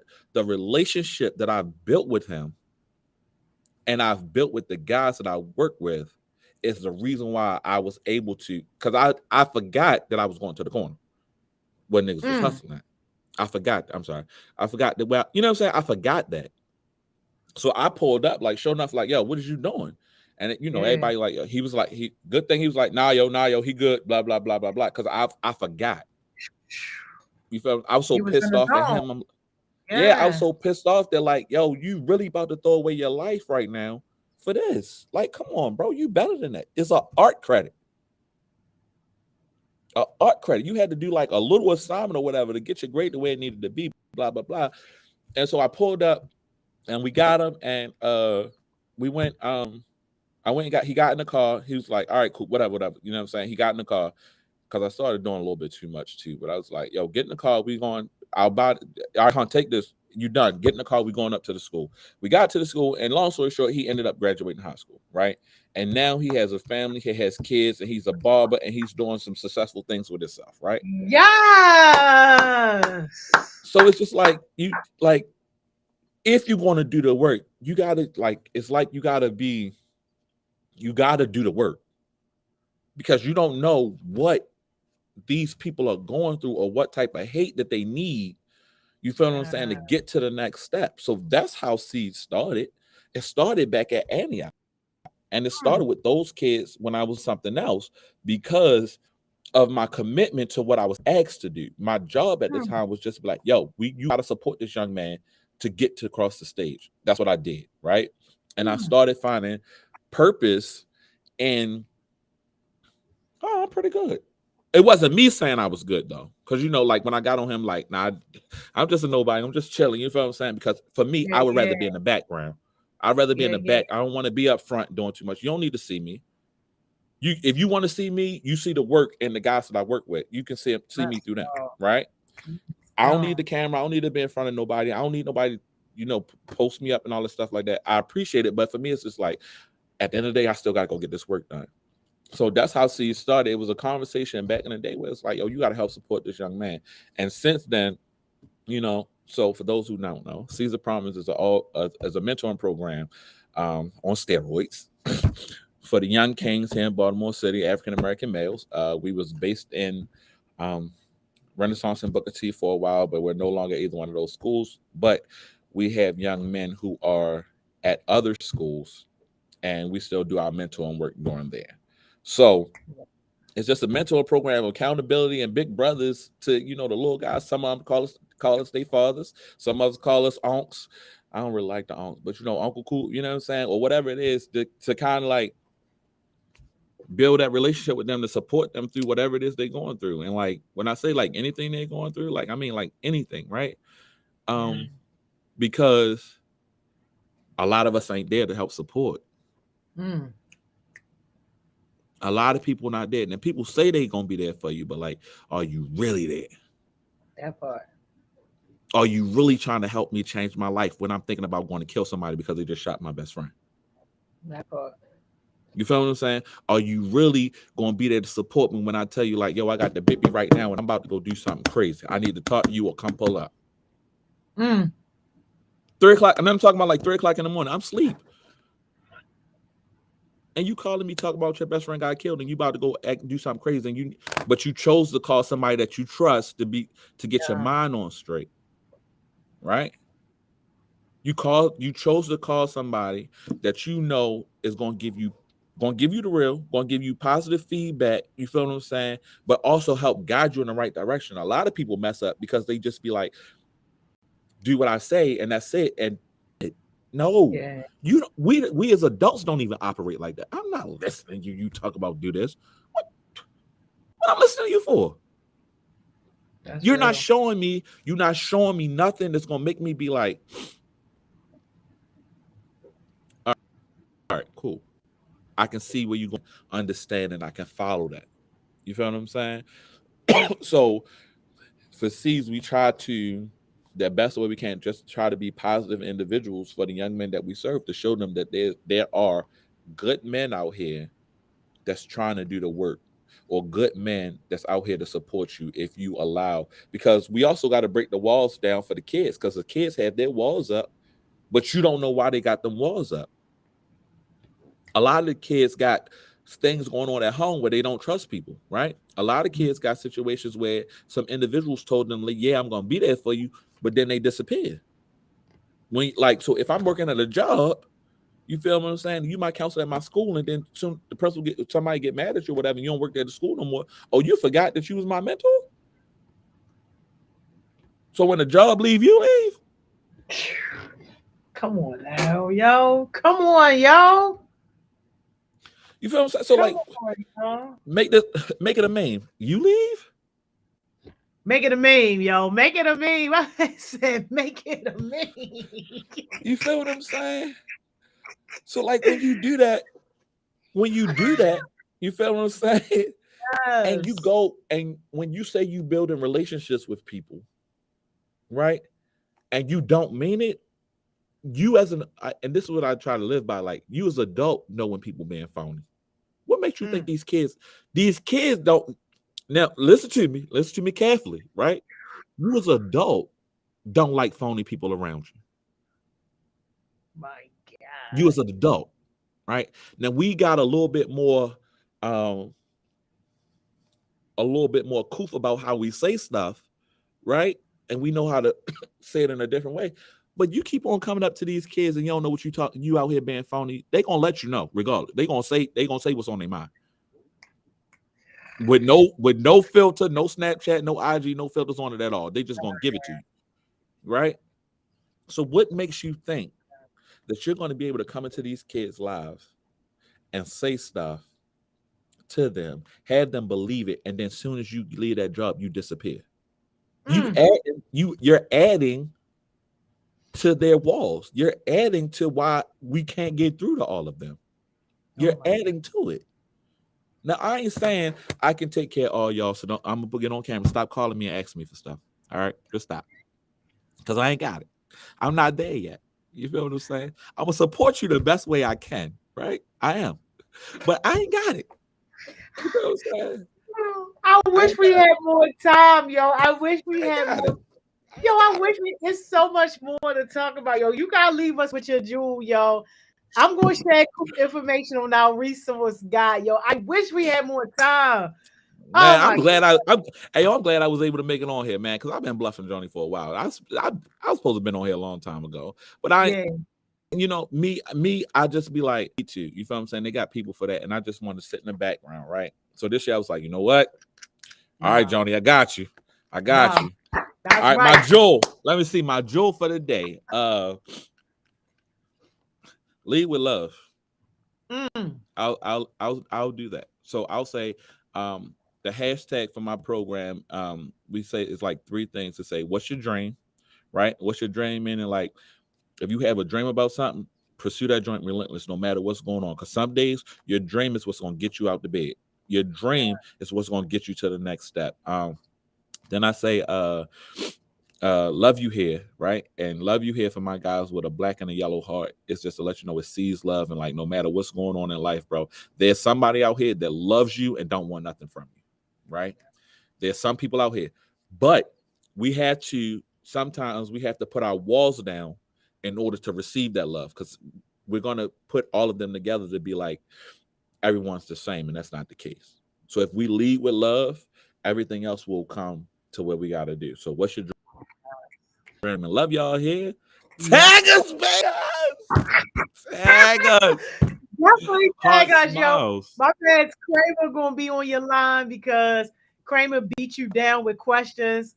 I didn't get a chance to ask this question. Sorry, Kramer, we have run out of time, but cool. Be looking for him to come to you. Thank you so much for spending time with us today. This was amazing. Appreciate y'all. Hey, appreciate y'all. Thank y'all for coming. I'm gonna go back and watch the video and try to comment and respond to y'all stuff too. But follow me on the gram. It's He Is Coop. If you're trying to find me, if you want to talk to me for real, and I'm all with it. Love y'all, Yes, we gonna put heartbeats, it on man. the resource. Yes, see you, cool. Heartbeats, man. Good night, y'all. Bye. Y'all, didn't I tell y'all my man was coming with all the heat, yo? The smoke don't clear around here, shorty. The smoke don't clear. Y'all already know what time it is, though. Go ahead and take your break. Hop in that passenger seat, shorty. Ride shotgun with me. We going down 83. Y'all already know where we gonna be at 12, yo.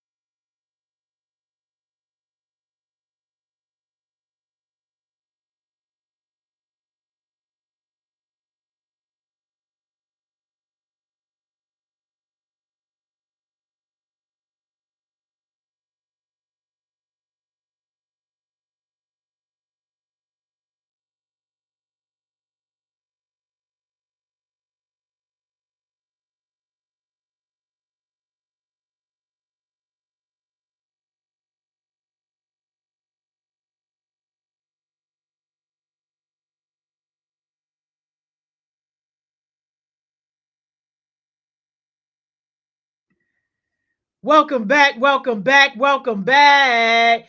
Yo, didn't I tell y'all my man Scoop was gonna bring all the heat? Yo, the smoke never clears, y'all. Fire, fire, fire guest mentor, yo. Please make sure y'all connect with him. I'm gonna update the guy by the end of the day today so that y'all can connect with him directly. Y'all know where we at though, yo. Please, y'all, buckle up tight because if it is what I think it is, yo, we making our hard right off of 83, and guess who we picking up first, y'all? Guess where we pulling up? One take. What's up, yo? What's up? What's up? I ain't even know you Yo, was popping me up first. I thought you was gonna get Miss Mo on here first. What's going on? listen, Miss Mo put you in the driver's seat, but hold up because y'all Okay. gotta sprinkle the roses. Y'all already know. We're basically cousins. Yes, put the rose petals out because not too much. Yeah, because Dawn not is too much. gone. Yo. We're basically everyone. cousins. Yeah, What's this up, is my bro? cousin. Like me and one chick, we go way back. We like second cousins, twice removed. You know that type of situation. Yo, how y'all getting Miss Money Mo driver's seat though? I don't know. I We ain't working know on I that. was We put in working the on that. driver's seat. But I love y'all, it. Mr. Coop was so amazing. Like he's just like me for real. Like yo, he was so real. He was so real. Like I was sweating while walking to the office, but I was taking in everything. Yo, Yeah. real quick, Miss Joni, I did not know you knew Coop. It's so Hey, funny Shane. because when I first met Coop, he was like, "Yeah, I see you with heart smiles," and I'm like, "What? Like, hold up, yo, people watching me out here, yo, like, Hold on. Hold on. hold Let up," and me then he let me tell still you didn't something tell because me. you don't even remember. You don't even remember the very first. What's up, Miss Money Mo? The very first grant that Heart Smiles ever got, it was $20,000 from B City. We didn't even get a chance to get into this. I sent you, and I forgot the other kid name from Forest Park that played basketball, went to Florida. He was in the entrepreneur class. I sent y'all down there to go and get it for me because I couldn't be there in person.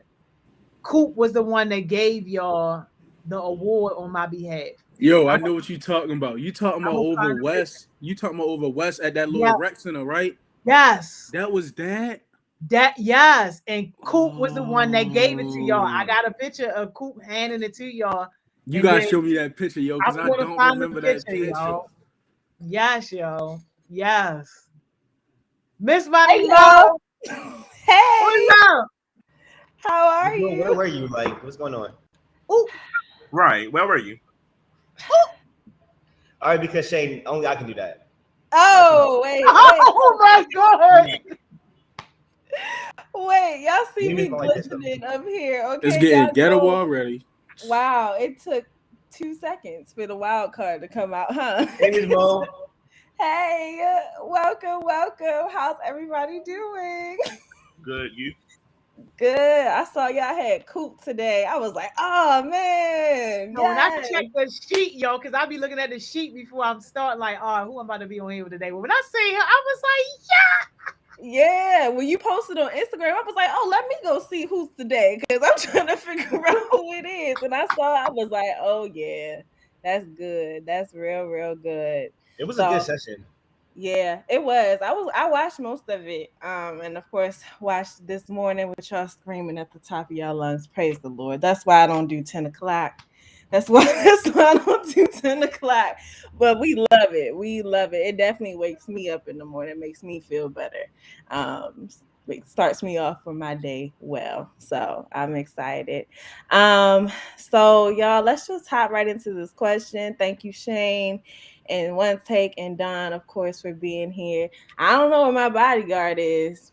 I don't know either. I text him like, you want to be in a session? He like, yeah, I should be able to join. What you mean you should be able to? All right, but wow, let's get into the question. wow. That's fine. You know Hey, what? He not. Like we were like this at first, now we like this. Oh, uh, that's fine. I mean, if he don't want to be here, if he wants to be replaced, everybody can be replaced. Let's Like put it that now, I'm way. the bodyguard for Miss Mo and Miss Joni now. now Miss Mo getting jumped on 83. Like Bonnet, where you at? Oh my god, yo. I'm not saying you are gonna get replaced. I'm just saying everybody can be. Okay, what's the song say? Beyonce say to the left, to the left. Go ahead. Oh my You God. are replaceable. Yeah, what take say the song? No, it's irreplaceable, not you're replaceable. It's Oh, my okay. fault. My He fault. tried. He tried. It's okay. I was gonna let it slide. I was gonna let him slide. It's all right. Y'all don't mind me digging in my bag. I was trying to find my flash. It's hot here. Whew, Lord, I'm hot. All right, come on, y'all. So, question of the day: what's one piece of advice that you would give everybody here? Question. I'm gonna repeat it. What's one piece of advice that you would give everybody here? Go ahead, Doug. One piece of advice I would give everyone here is actually my jewel for today. Not my, it was my jewel this morning. But don't try to make happiness the ultimate goal, because I know a lot of people like, oh my God, I want to be happy. I just want to be happy. All right, babe, because you're not gonna be happy for long. Like, come on, let's be real. Oh, Happiness isn't the only emotion that exists. You have anger, you have sadness. So make knowing how to cope with every emotion your goal. All right. Who's next? For me, I would say setting alarms. Yeah, so like your day can be productive and like you can actually follow your schedule. All right. Thank you, Shane. One take. Oh, Don, go ahead. You gonna say something about Shane? Just letting y'all know I put Shayla to that, but hey. One take. One take. Go ahead. One take. I would say try to understand where everybody is coming from and don't make a small situation into a big one, because I kind of just did that even though we was talking about conflict resolution this morning. So just try to talk things out and just try to understand where everyone is coming from so you don't make a small situation into a bigger situation. All right. Thank you. Thank you, Miss Joni. I guess universal advice for everybody is to commit yourself to yourself. Like, figure out what it is you want to do, where you want to go, and commit to that. Like, we be keeping promises to everybody else but ourselves. So commit to yourself. Okay. All right. Um, Mine is just like take a minute. And sometimes what I mean by that is sometimes we get so caught up in what we're involved in and what's happening around us that we don't take a minute just to like or reflect or like truly think about, think about what you think about things, how you're processing things, and how you're going to get through things. So that's mine. Getting into some of these comments. Manny said, "Be yourself no matter what." Bree said, "Whatever it is, trust yourself." Um, Lord, with this wild card, gotta spam, gotta scroll down. Don't try and make others your main priority. Put yourself first. Absolutely. Um, don't try to pour into other people's cups before filling up your own. Oh, that's a good one. That's definitely a good one. And then Zion said, okay, it's okay to be alone sometimes. Love yourself. Absolutely. So that's just a little bit of uplifting each other, but always just things to keep in mind before we get back into things. Kramer said, always be kind because karma is real and it will come back to you. Yeah. that's a real thing. Go ahead, Don. All right, but you still haven't come on success session. Oh my God. I don't even know why I let you go. I should have known that was coming. I should have known that was coming. Oh, we gonna get you on here before August 5th, right? Right? We gonna have you on If we don't, I'm gonna have to show up your house like with the camera, like, hey y'all, this Kermon. Not sure. Lord, don't let nobody show up. Hey, never mind. I'm not gonna call you out, but you know who you are. You're supposed to be up here with us. At least I was asked that you were supposed to be up here with us. So don't do my little mentee like that. Where is she? She was supposed to get back to you. You're right, but I think she was having some complication. some car trouble. So she said she gonna try again tomorrow. Okay, that's fine. Not gonna put. Mentito, you know who you are. We ain't gonna say your name, Mentito. Anytime that Yep. happens, you gotta get back to Miss Mo or you gotta get back to whoever you were supposed to show up for because showing up is very important. It is, and that's why I'm not going to say your actual name because you are new. But if you were done, no, you're not never going to be done. Sorry about that, Your done. bodyguard not even here No, though, Yeah, so like not gonna lie, one day on me, I'm gonna make sure I let people know where I'm at. So no, yeah, done, and that's what I mean. Done always, we always know where done is. like All even right, if I have a suspicion that I won't be there, I'm like, oh yeah, I might not be there. I'm gonna let you know. Give me a few minutes, few hours. I got you. but yeah, you get a facts. chance. Any other time, yeah, your name would be called, sweetie. But other than that, you good, you good. You have a good excuse.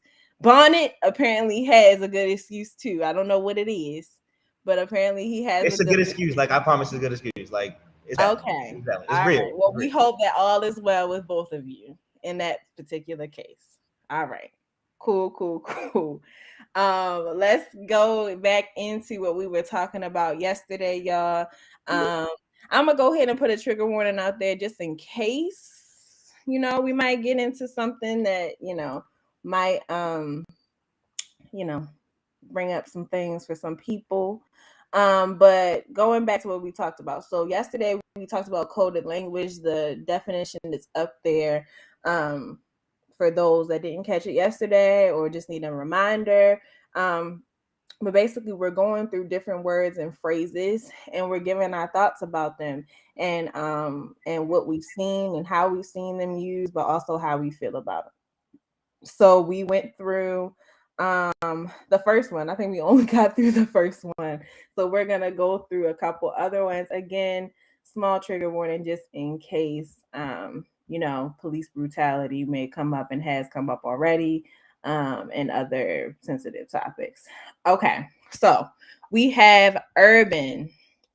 Have you seen this word used? What do you think about it and the way that it is used? Who's gonna get us started? Go ahead, Shane. Urban is used like basically used like a space like where a lot of people is at, like suburbs is like low amount of people, where the urban is like a city, but yeah, a town. All right. Okay. Any other thoughts? Thank you, Shane. No? Okay. I've Oh, I'm go ahead. sorry. I've heard it used in music. But just like Shane said, it's like the suburbs and then like urban is like kind of like the city, you can say. Okay. Go ahead, Don. Just like Shane in one take, it can be used to refer to the city, but I see London's comment, and it's kind of like relatable. People be like, "Oh, you're urban, right? Like, what you mean by that? Like, what you trying to say? Like, That's you trying to tell us what's going on?" that's Yep. what I'm saying. I ain't really want to say like Yeah. because You can say it when say, hey, YouTube, listen to it's me. like We having a real conversation up here. Don't yeah, shoot us YouTube down. ain't on nothing. This is all educational purposes only. Yep. So like I say like when I first started hearing the word, I mean that word, it was kind of used as another word to say like the black community. That's like every single time I think of it, like that's like one of the first things that come to my music, even I'm come to my ears. Because it's like even through music, like when I heard that term, it was kind of like more pushing to like that black community. Yeah. Kiera, I mean, I saw Kiera's comment too, but London's in the comments going off. So, of course, the comment they'd be like, "Oh, you're very urban, aren't you?"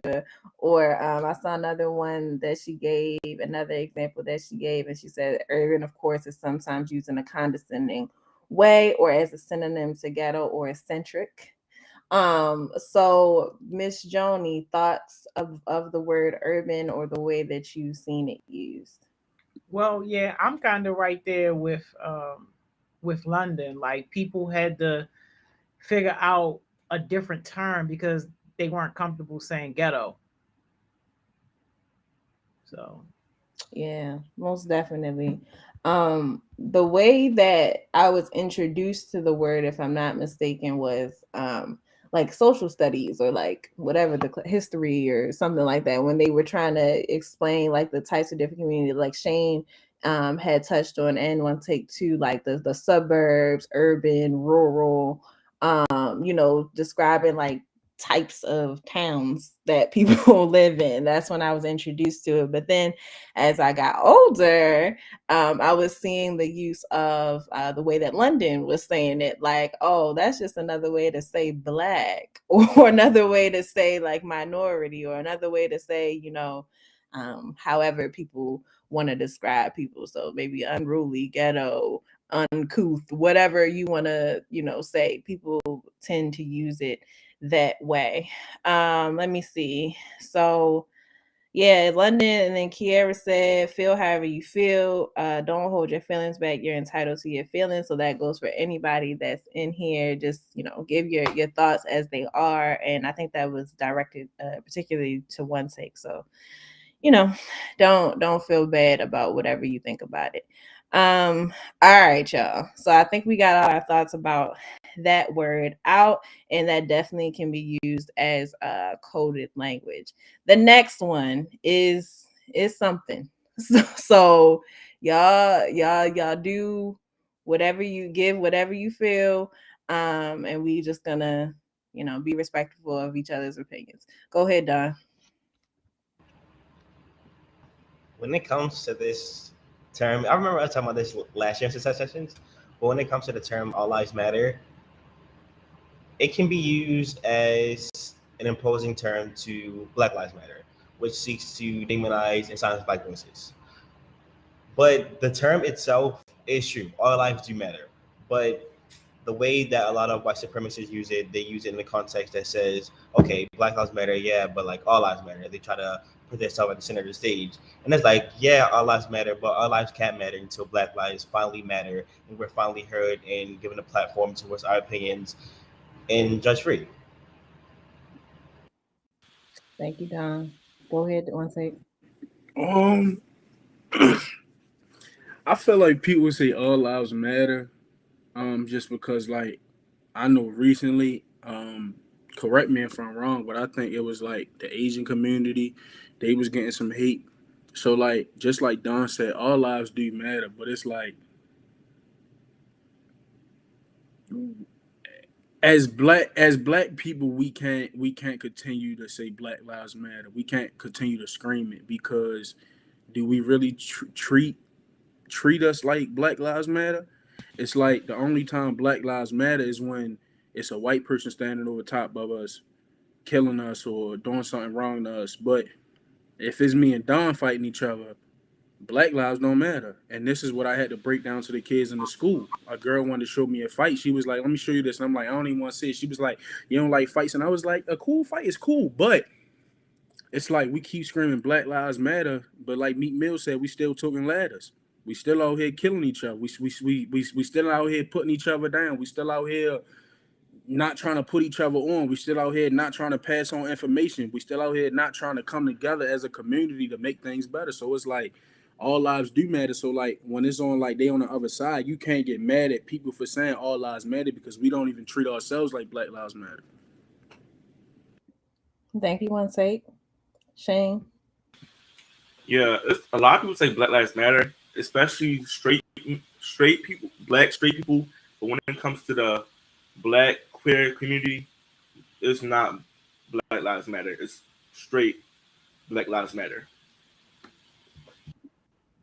Yeah. Thank you, Shane, for giving that perspective. Don, go ahead. Yeah, I totally agree with Shay. I wanted to add on to what Shay was saying. I find it weird sometimes when people say like all lives matter, but then they're being racist to other races, or like Black Lives Matter, like with the like Monte said with the Stop Asian Hate movement. I saw a lot of videos of Black people terrorizing Asian people because of the pandemic, and it's like, all right, because you know what it's like, so why are you doing it? And it's also weird when people get mad at someone for being racist, yet they're being homophobic, transphobic, ableist, and all that. 'Cause it's like, be for real. Like, you being for real right now? It's like it'd be funny because it'd be like we get mad at the Asians for owning this. We get mad at the like I don't want to say, well, I just say like the Hispanic community, they own a lot of 7-Elevens or they own like a lot of like restaurants. We get mad, but what we got to realize is that in America, it's not perfect. It's not how it's supposed to be, but we got enough freedom to where we can make something shake. Where they come from, they don't have anything to make anything shake.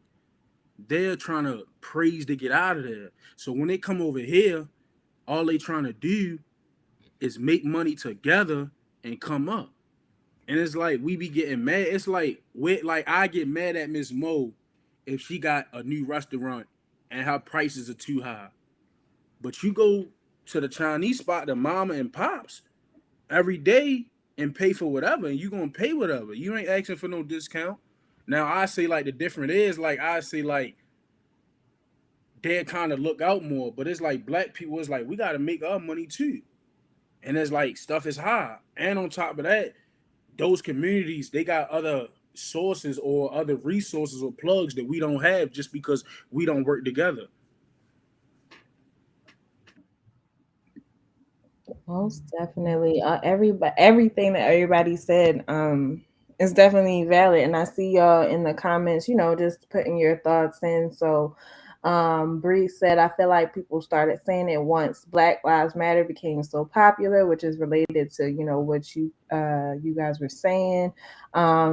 London said it's just to disrespect the Black Lives Matter movement and to be like, oh yeah, I see you want help, but I'm human too, and I don't want you to get the help that I can't get because I'm the reason you need help.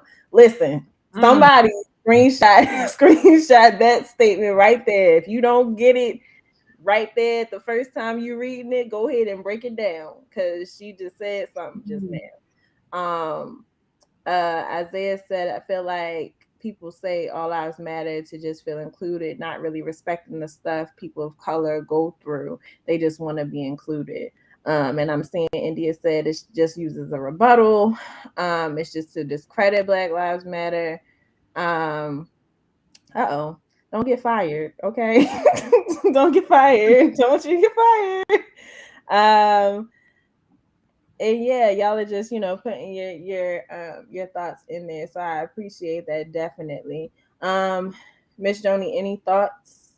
Yeah, y'all is killing that. I mean, I like it in the innocent sense. Like if we were just saying it just to say it, then yeah. But using it to disrespect or to ignore the problem that we having, that's where I got a problem with it. Yeah, definitely. Go ahead, one take. I'm sorry, because it'd be hard, because it'd be like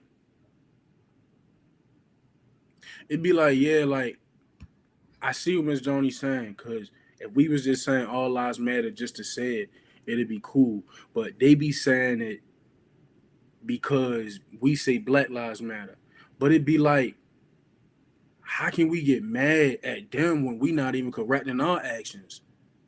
Like, and it'd be like, I swear, because like since I've been working in the school system, I've just been saying more and more. It'd be like the parents will complain about lunch all day long, but when they come to the teachers and they come in the meetings, they ain't nowhere to be found. They always at work. So it just come to a point where it'd be like, when is everybody gonna wake up and realize like we in charge of this? Even though we got a government, even though we have a president, we still can have some type of say-so or control over what goes on. I just feel that if everybody was to come together in the Black community all across the world, that things would be a lot better and we could change a lot more things because there's a lot more hands. Yeah. And I guess to put my 2 cents in, it comes back to the idea, and maybe some people are tired of hearing it, but you shouldn't be, because this is exactly what it is. It comes to this idea of systems, right? Because in a way, some of us really don't know how to come together because that is not how we were taught or brought up or set out to be. Hello. Hi everyone. How you doing? Good. I can't complain. Well, Oh yeah, I don't know if y'all heard. I don't want to take up too much time because I know y'all doing a lot, but I had Miss Joni icebox yesterday. Yeah, oh my oh Yo, my she got robbed 3 times on 83 just now, bro. Like, where was the oh security my service at? bro. All right, He look. just got jumped on 83. All right, Like, what's listen, going listen, on? listen, listen. I don't make excuses, but I had to pick up a lot of baby stuff. Okay. All right. Fair enough. Thank you for See, I that. told you it was a real excuse. It was. It was. Okay, that's fine. You're here now. But yeah, it goes back to this idea of systems because even when it comes to parents or guardians or ever coming up to the school, I'm not making excuses, but what I am saying is there is a system that I've witnessed with my own eyes and that I've experienced where like jobs will literally not care. And maybe it's because you're the youngest, maybe it's because you're a person of color, maybe it's because you're a woman. Jobs will genuinely not care if you have to go and pick up your kids, go to a meeting for your kids, take your kids to the doctor or whatever. They don't care about that. They just care if you're there, and if you're not there, they care about, okay, well, who's next and who can fulfill your position. At times, that's not always the case. But I am on the boat of, yes, I believe that people use this phrase to discredit the other movements that are uplifting to communities of color, especially Black Lives Matter. And yeah, that's kind of my 2 cents. I have other thoughts, but we can't be here all day. Mr. Bonnet, do you have any thoughts about this particular phrase, or Yes, yes, I do. all right, gotta check. All right. So I thought about this a lot. So I'm gonna just give y'all the non-E. I'm gonna give y'all the, rated E for everyone version. Thank you. No R. Thank you.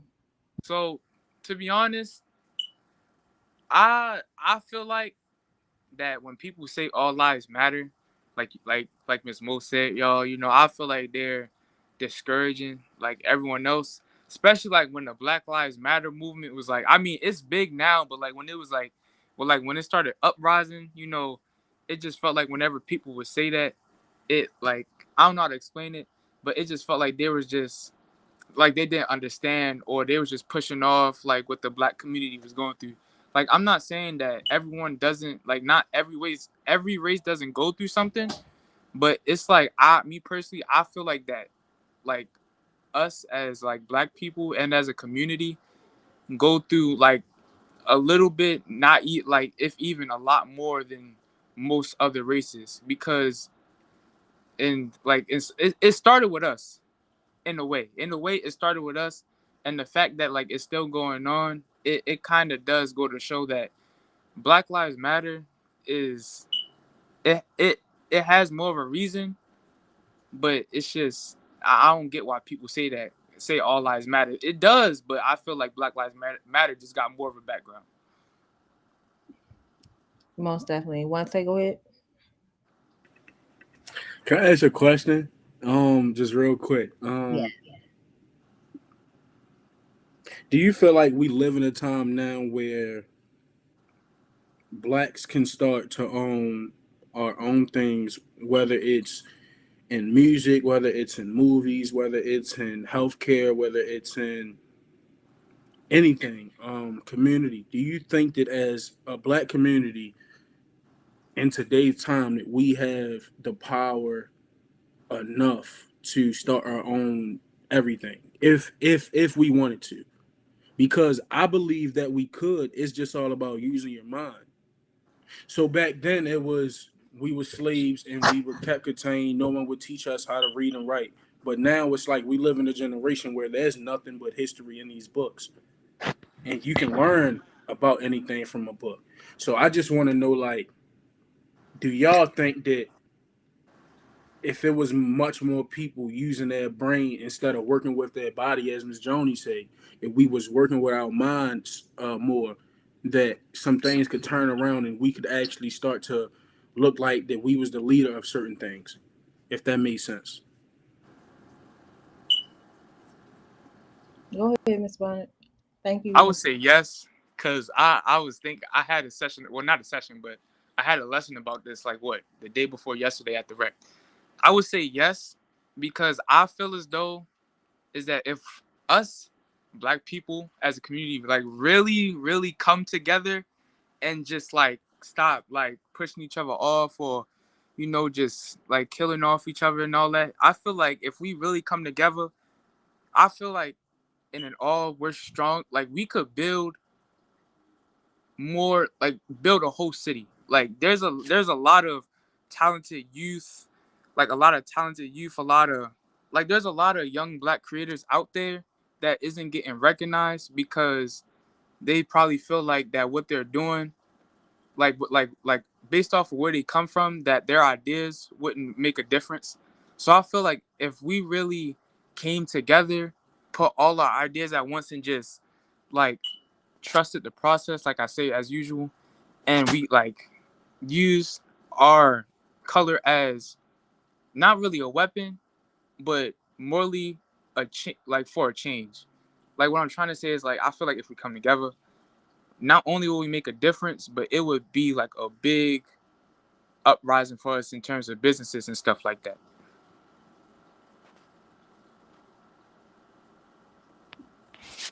Thank you, Mr. Bonnet.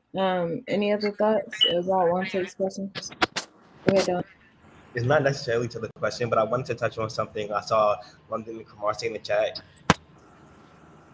They mentioned how they hate when people say that their race is perfect, and me too. Like, be for real, because we all know we got those select individuals who are a little out of pocket, a little out of hand, and don't know how to communicate how they feel without disrespecting a culture or person.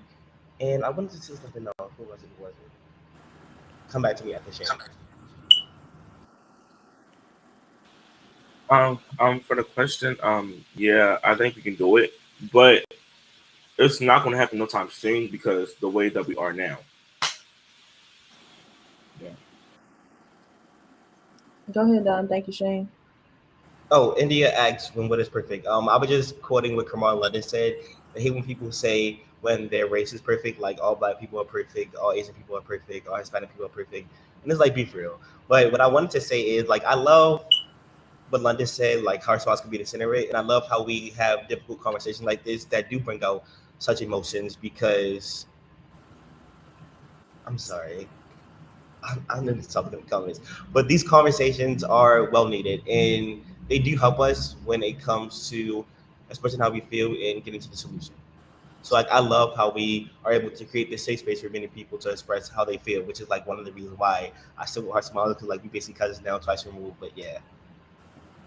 Yeah, most definitely. And like I said, let's make sure that again we are being respectful of each other's responses, and our thoughts and opinions, but also just being careful not to offend others as well. Ms. Joni, you about to say something? Yeah, I just want to reply to this one that Kramer said about let's not act like blacks are perfect. I don't think anybody is saying that anybody is perfect. Each individual has their flaws, but the one thing I think that people are pointing out because of one takes question is that other communities, regardless of their flaws, their issues, they're working together and building together. It's like us as a culture, the black community, it's like we are like the only ones that's like so separated, so disengaged, so not supportive in the masses that we need to be in to really create the type of change that we want to see. But it's like when you think about what happened decades ago, it makes sense because that was what they were fighting for. They wanted us to be right where we are. So it's like, it kind of makes sense we are where we are, but when do we all realize that we want change and really start collectively working towards that change? You realize you want to change when you hopped on this live. Yeah, no, we know in general, Kramer, that's what I'm talking about. Not it's never personal between us. We talking about the black community. Absolutely. Thank you, Ms. Joni. One take. I say like no culture is or no race is perfect. But what I will say, blacks fall out about the littlest, craziest things, bro. We fall. It's like it's like, I was watching this interview and I heard somebody say like when the Caucasian community fall out with each other, it's normally over something like family or it's never about no money though. It's always about family or something like that. Like people like, oh, you disrespected me or you did something to my family or something like that. With black people, it's just like, bro, you can hate me just cause you don't like what I'm saying on my mouth. You can look down on me just because I ain't got the same thing you got on. It's like it ain't equal. It's like how can we expect Caucasians to treat us equally when we don't even treat ourselves equally? And you can't say we do because I say it in the schools all the time when kids pick on each other. You picked on that little girl because she got on Skechers and you got on Jordans. Do y'all both got on shoes? Who cares about the brand? And don't matter about the brand. It's like the black community can't get along for nothing. It's like even with your family, you will see like this aunt hate your mother because of something that they did when they was teenagers or something that happened. And another thing in the black community, we don't talk about our issues. Yes, therapy is fine, but what about therapy between each other? Therapy between each other is that's powerful, man. You will go tell a stranger your business before you talk about your problems with your family. That's one of the craziest things that I think that is crazy in the fact that certain things happen in generations that we don't share. Some things happen in our parents' generation that they never got to talk about. So now when they have kids, all that trauma and all of those trust issues or anxiety is passed on down to us. And then when we try to build our own relationships with our people, things are off. I can say especially in my family. Some of my aunts, which is my grandmother's sisters, they don't get along. And it's over some of the craziest things.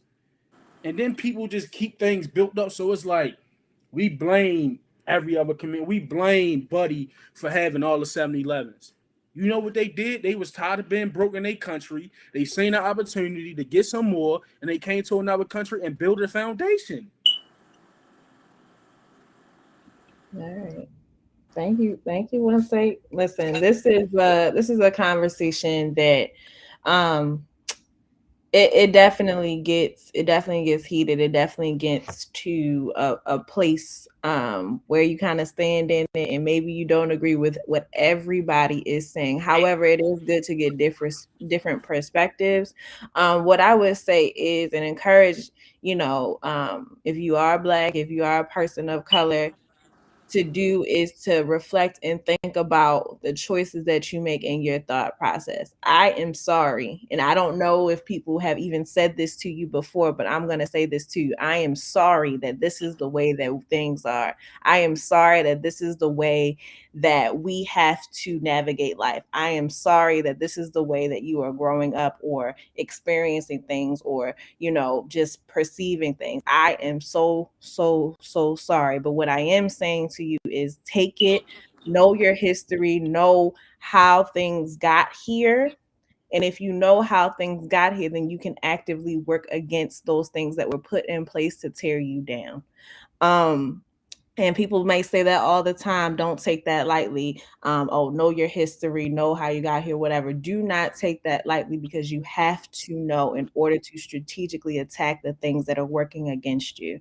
So just keep that in mind as we, kind of continue on with this conversation for the next few minutes, literally, because we're almost up in time. Mr. Bonnet, quickly, go ahead. I just wanted to say something real quick, cause one of my friends told me this: never let your color take away from your goals. Because I used to have a friend that always wanted to learn how to draw like me, but he always felt like his dream wouldn't be successful because he was black. Not only I don't to this day I still I'm starting to understand why now as time goes by, because the proof is in the pudding. But just because you're black does not mean you're not meant for success. There's a lot of many successful black creators out here that are doing it and were most likely in the same scenario as us. Like there's some black creators that started with nothing, and if you look at them now, they're inspirational artists, rappers, like whatever you can identify. Don't ever let your color label what you can and cannot do, because at the end of the day, you're the one that's putting forth the effort. And it's like, whether black or white, you can still get the same status. It may be a little harder, but that just means that you're able to do more stuff to actually reach what you want to achieve.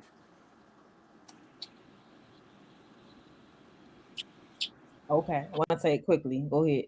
Thank you, I Mr. Bonner. say it's just this just to back off what Mr. Barnes said. I say that all Caucasian people are not bad because I met some wonderful Caucasian people out my life, and that some people actually want to see you win. But you thinking because you black you can't make it, just like Mr. Barnes said, it might be a little harder. But like I can tell you myself, bro, when I was 15, if I would have been on what I'm on now at 22, y'all wouldn't see me. Miss Joni can y'all would probably not know me. Y'all would probably be a guest mentor every now and then, but y'all wouldn't know me. It's about you. You gotta put the work in. What you put in is what you gonna get out. If you been lazy, then you gonna have a lazy life, man. Like straight up like that. Like I just be tired, like, cause it be like we be blaming each other, then we blame the other person. You gotta blame you. You gotta take responsibility for your actions for what you did wrong. Just like Miss Joni said, don't say that it wasn't God's time, and it was God's time, and you just missed the opportunity. That was it. You just missed it. The opportunity then passed you by. Yep. All right. All right, Don, quick, and then we're gonna go into Jules, then we're gonna get out of here. I feel like Mr. Bond and One Take y'all low key already went. However, we can still get into Jules. All right, there's not a jewel. Last, It's not a jewel, but it's backing up what with One Take said. He right, like y'all would not know him. Like I didn't know One Take was a part of Heart's Mouth like a couple months ago when he like really got back on his stuff. I'm like, oh yeah, OG Heartbeat. Like he been here for it, but like he just been playing. But like y'all, like stay on the game. Lord. Okay. All right. All right, y'all. I want to say my Jew first. Go ahead. All right.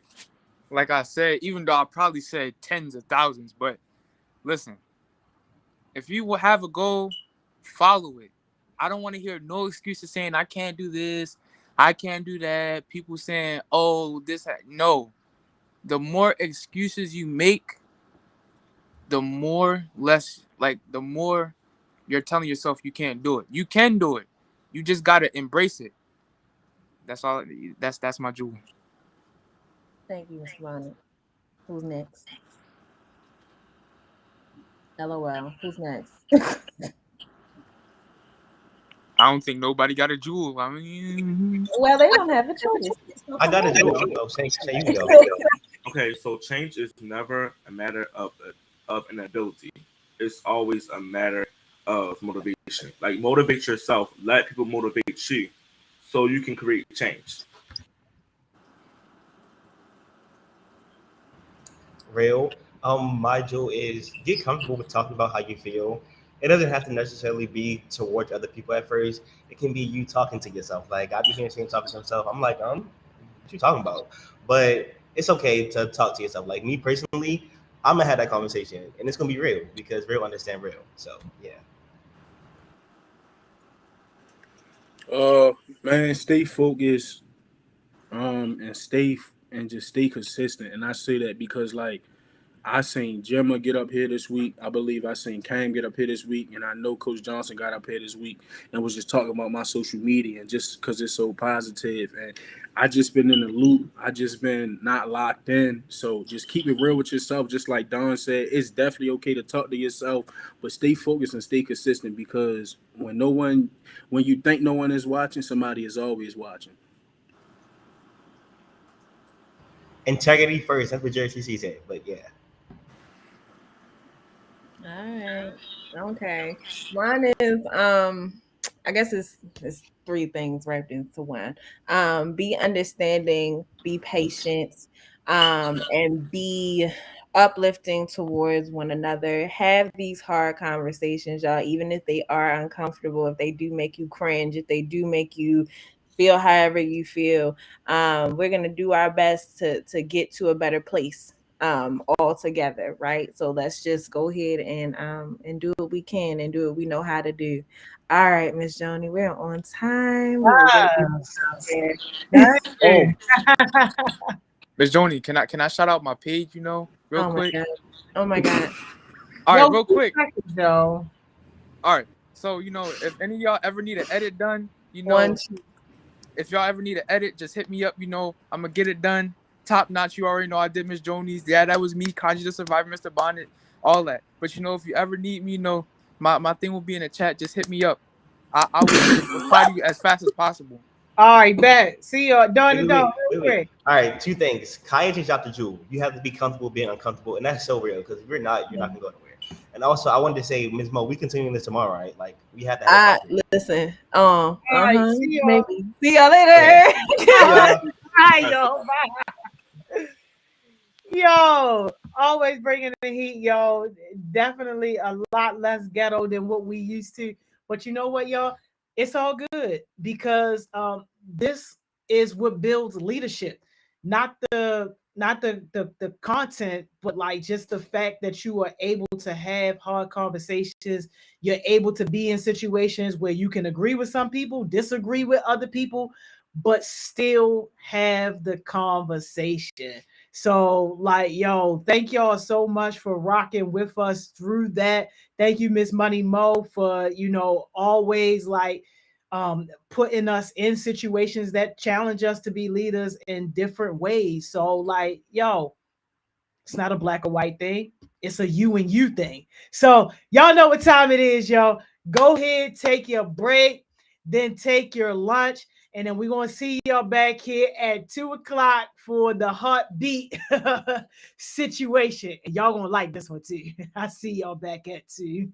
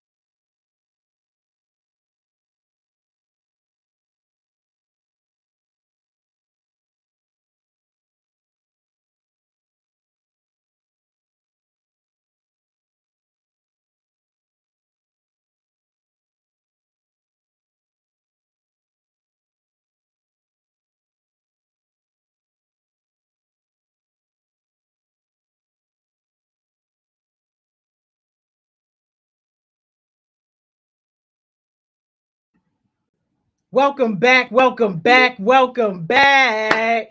Yo, can y'all believe we are at the last session of the day? Don't work just go by so fast, y'all. Like, sheesh. Listen, I'm excited for this session because if y'all don't know how I feel about this one, yo, y'all better check yourself because this person is amazing. This person is powerful. This person is just like, when I tell you just everything, and it has done stepped up in a major way this past year. Yeah, y'all about to get this work today. Y'all about to get it today. Say,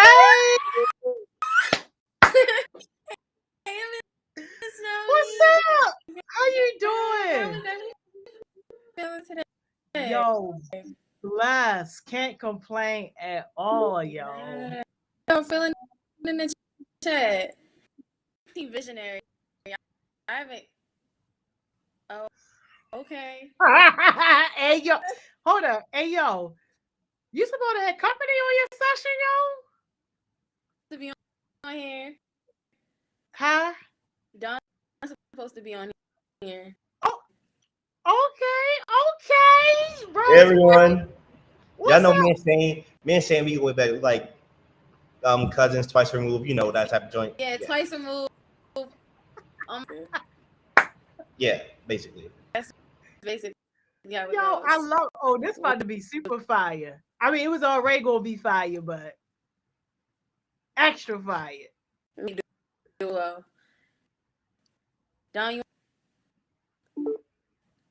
how's everybody feeling today before we feeling? How's the break?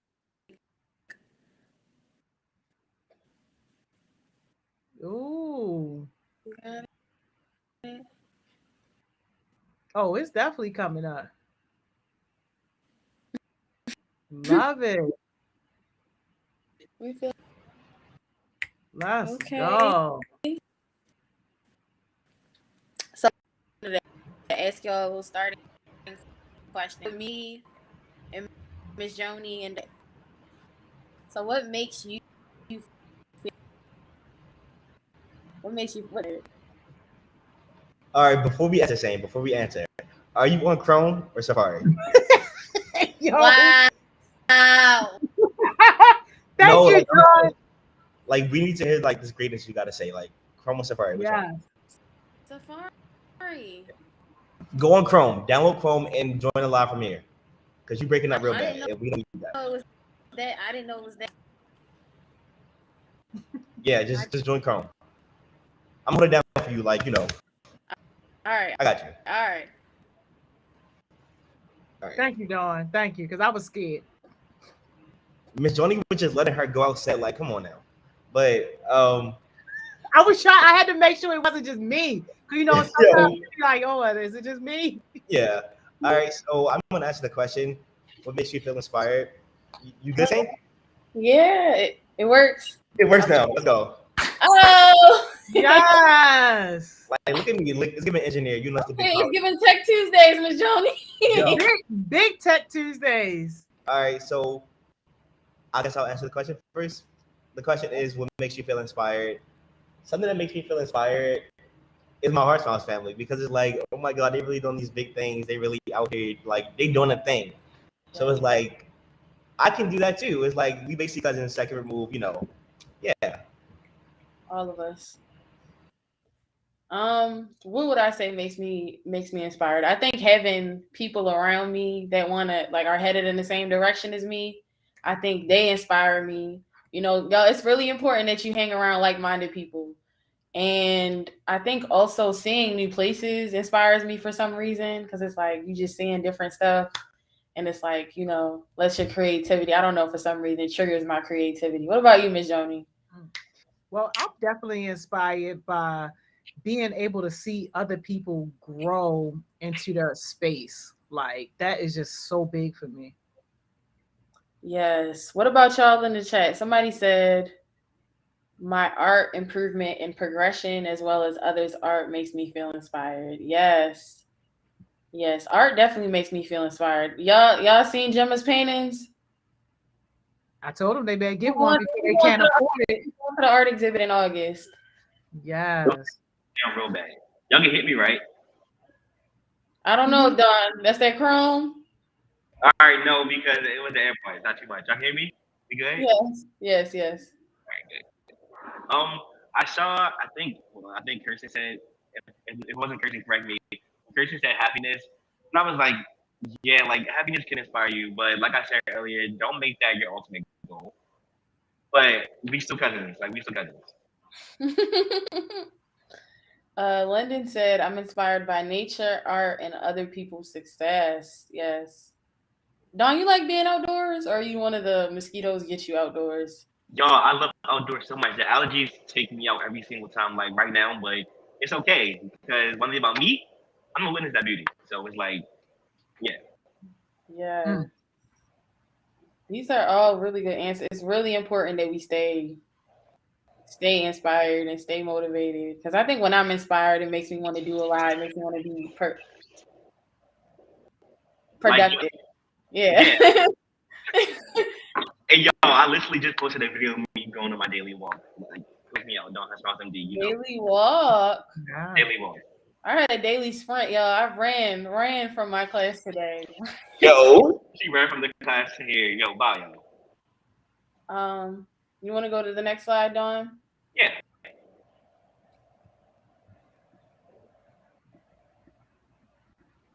Okay. So the whole presentation today, guys, we're going to be talking about planning your future. I know it's like different emotions when it comes to planning your future. I know some of us are probably like, well, when I plan something, it doesn't go as planned. It doesn't go how I want it to go. Like, this presentation for me too, y'all, because sometimes I can get really discouraged when stuff doesn't go my way, but I feel like it's really important to have just a general idea of where you're going, like something to motivate you, something to, let you know you're making progress. Smart goals, Don. Smart goals. Yo.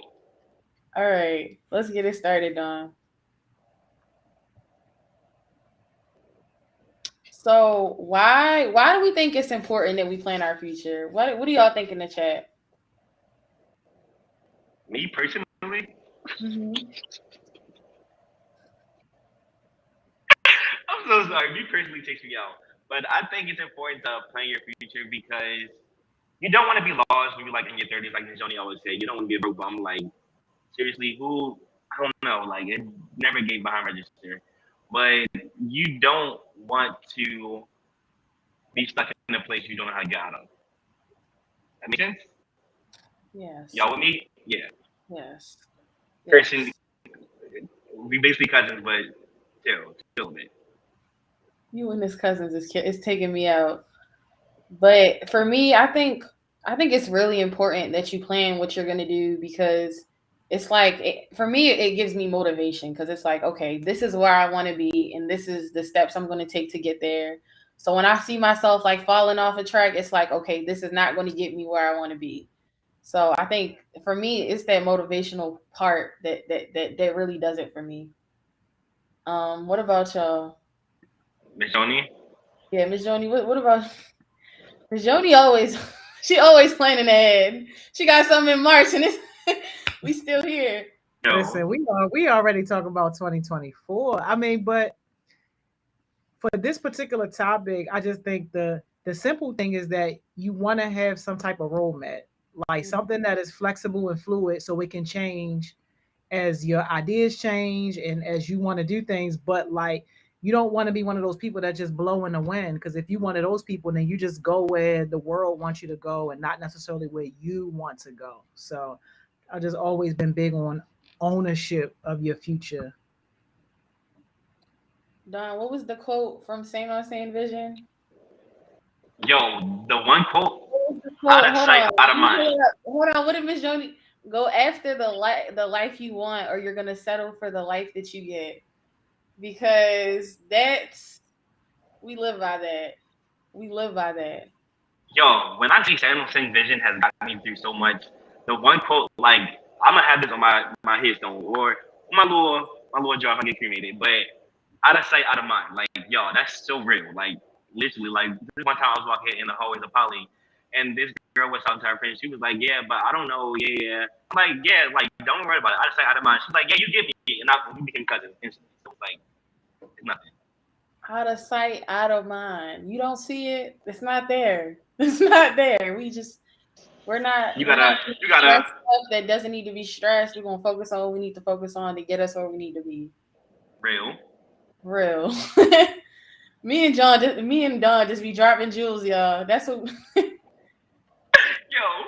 I wanted to touch on something Kamar said in the comments. Mhm. He said that he gets inspired when he puts out work and gets good feedback on it. And it's not like I'm attacking you, Kumar, because you haven't had no success sessions, but try to feel inspired. Sorry, don't mind the ding. Try to feel inspired when you don't receive good feedback because not everything is going to be a wow for some certain. Like it's not. I have a question. So in the chat, because this is something that I've been working on. How many of y'all think you're inspired to do better because because I think a lot of times, me personally, I don't stop to look at what I've accomplished, right?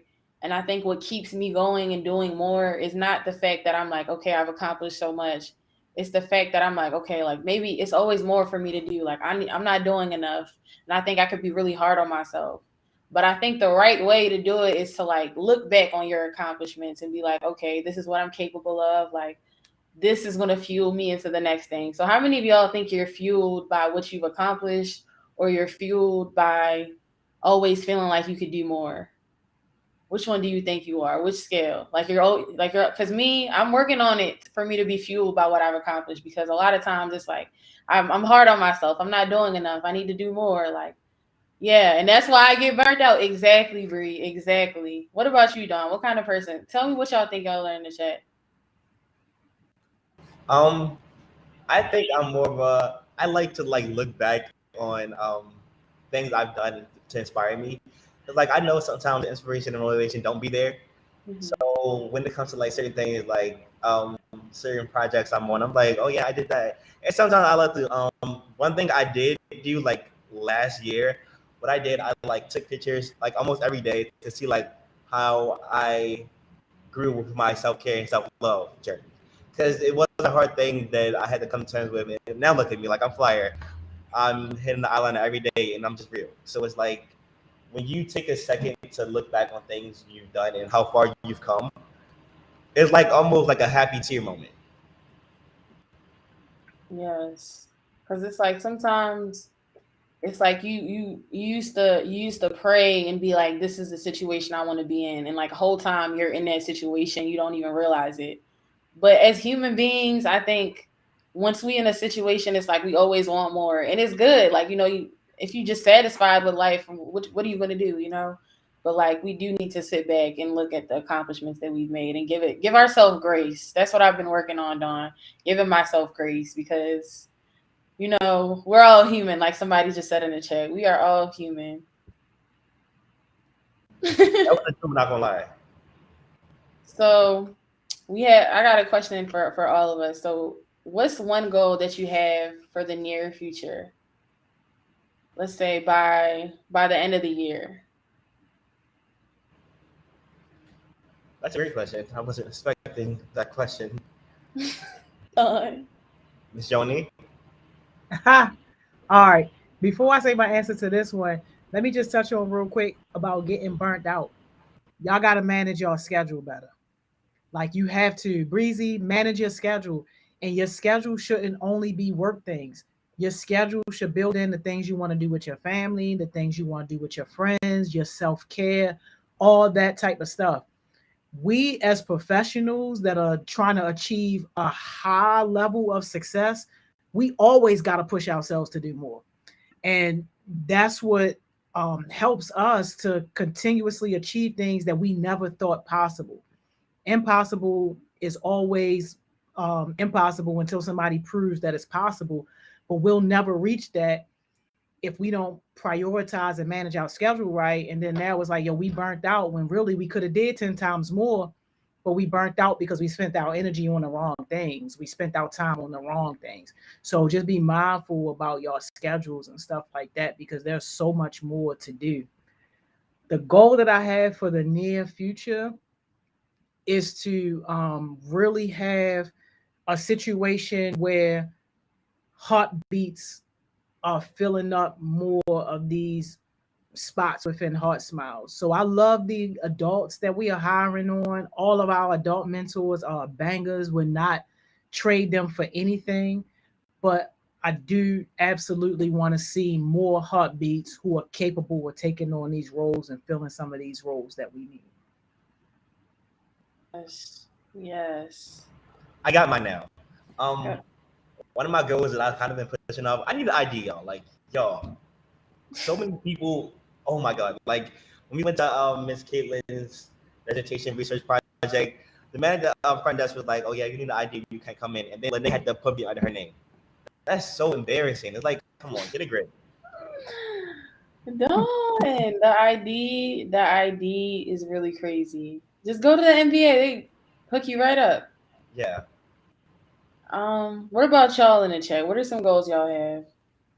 Y'all saw learner's permit. The goal that I have for me, that's been a really big goal of mine for the longest, and I'm finally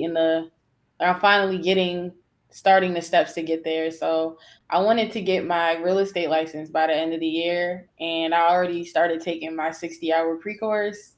So I'm excited about that. But it's still, I still have a lot on my plate, but I think I'm doing good with the time management because I'm still making time for everything. But I have been tired more than usual, but I'm still here, y'all. Still here.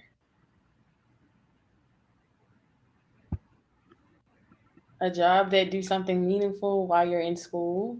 That sounds like Heart Smiles. You can That's literally the definition of Heart Smiles. literally what Heart Smiles is like. Tap in with us. Don't be offering that to nobody, and we ain't seen them work yet. Yeah, you're not a heartbeat yet, but heartbeat material only, heartbeat quality. We don't. Griffin, I wanted to touch on what you said about being a fashion designer. You literally have so many fashion designers in Heart Smiles. Like Lock and Fatrico. Like see it with the tote bags. See with the tote bags. See each down the tote bags. Mine better, but I guess see eat down. It's a little joke. It's an inside joke.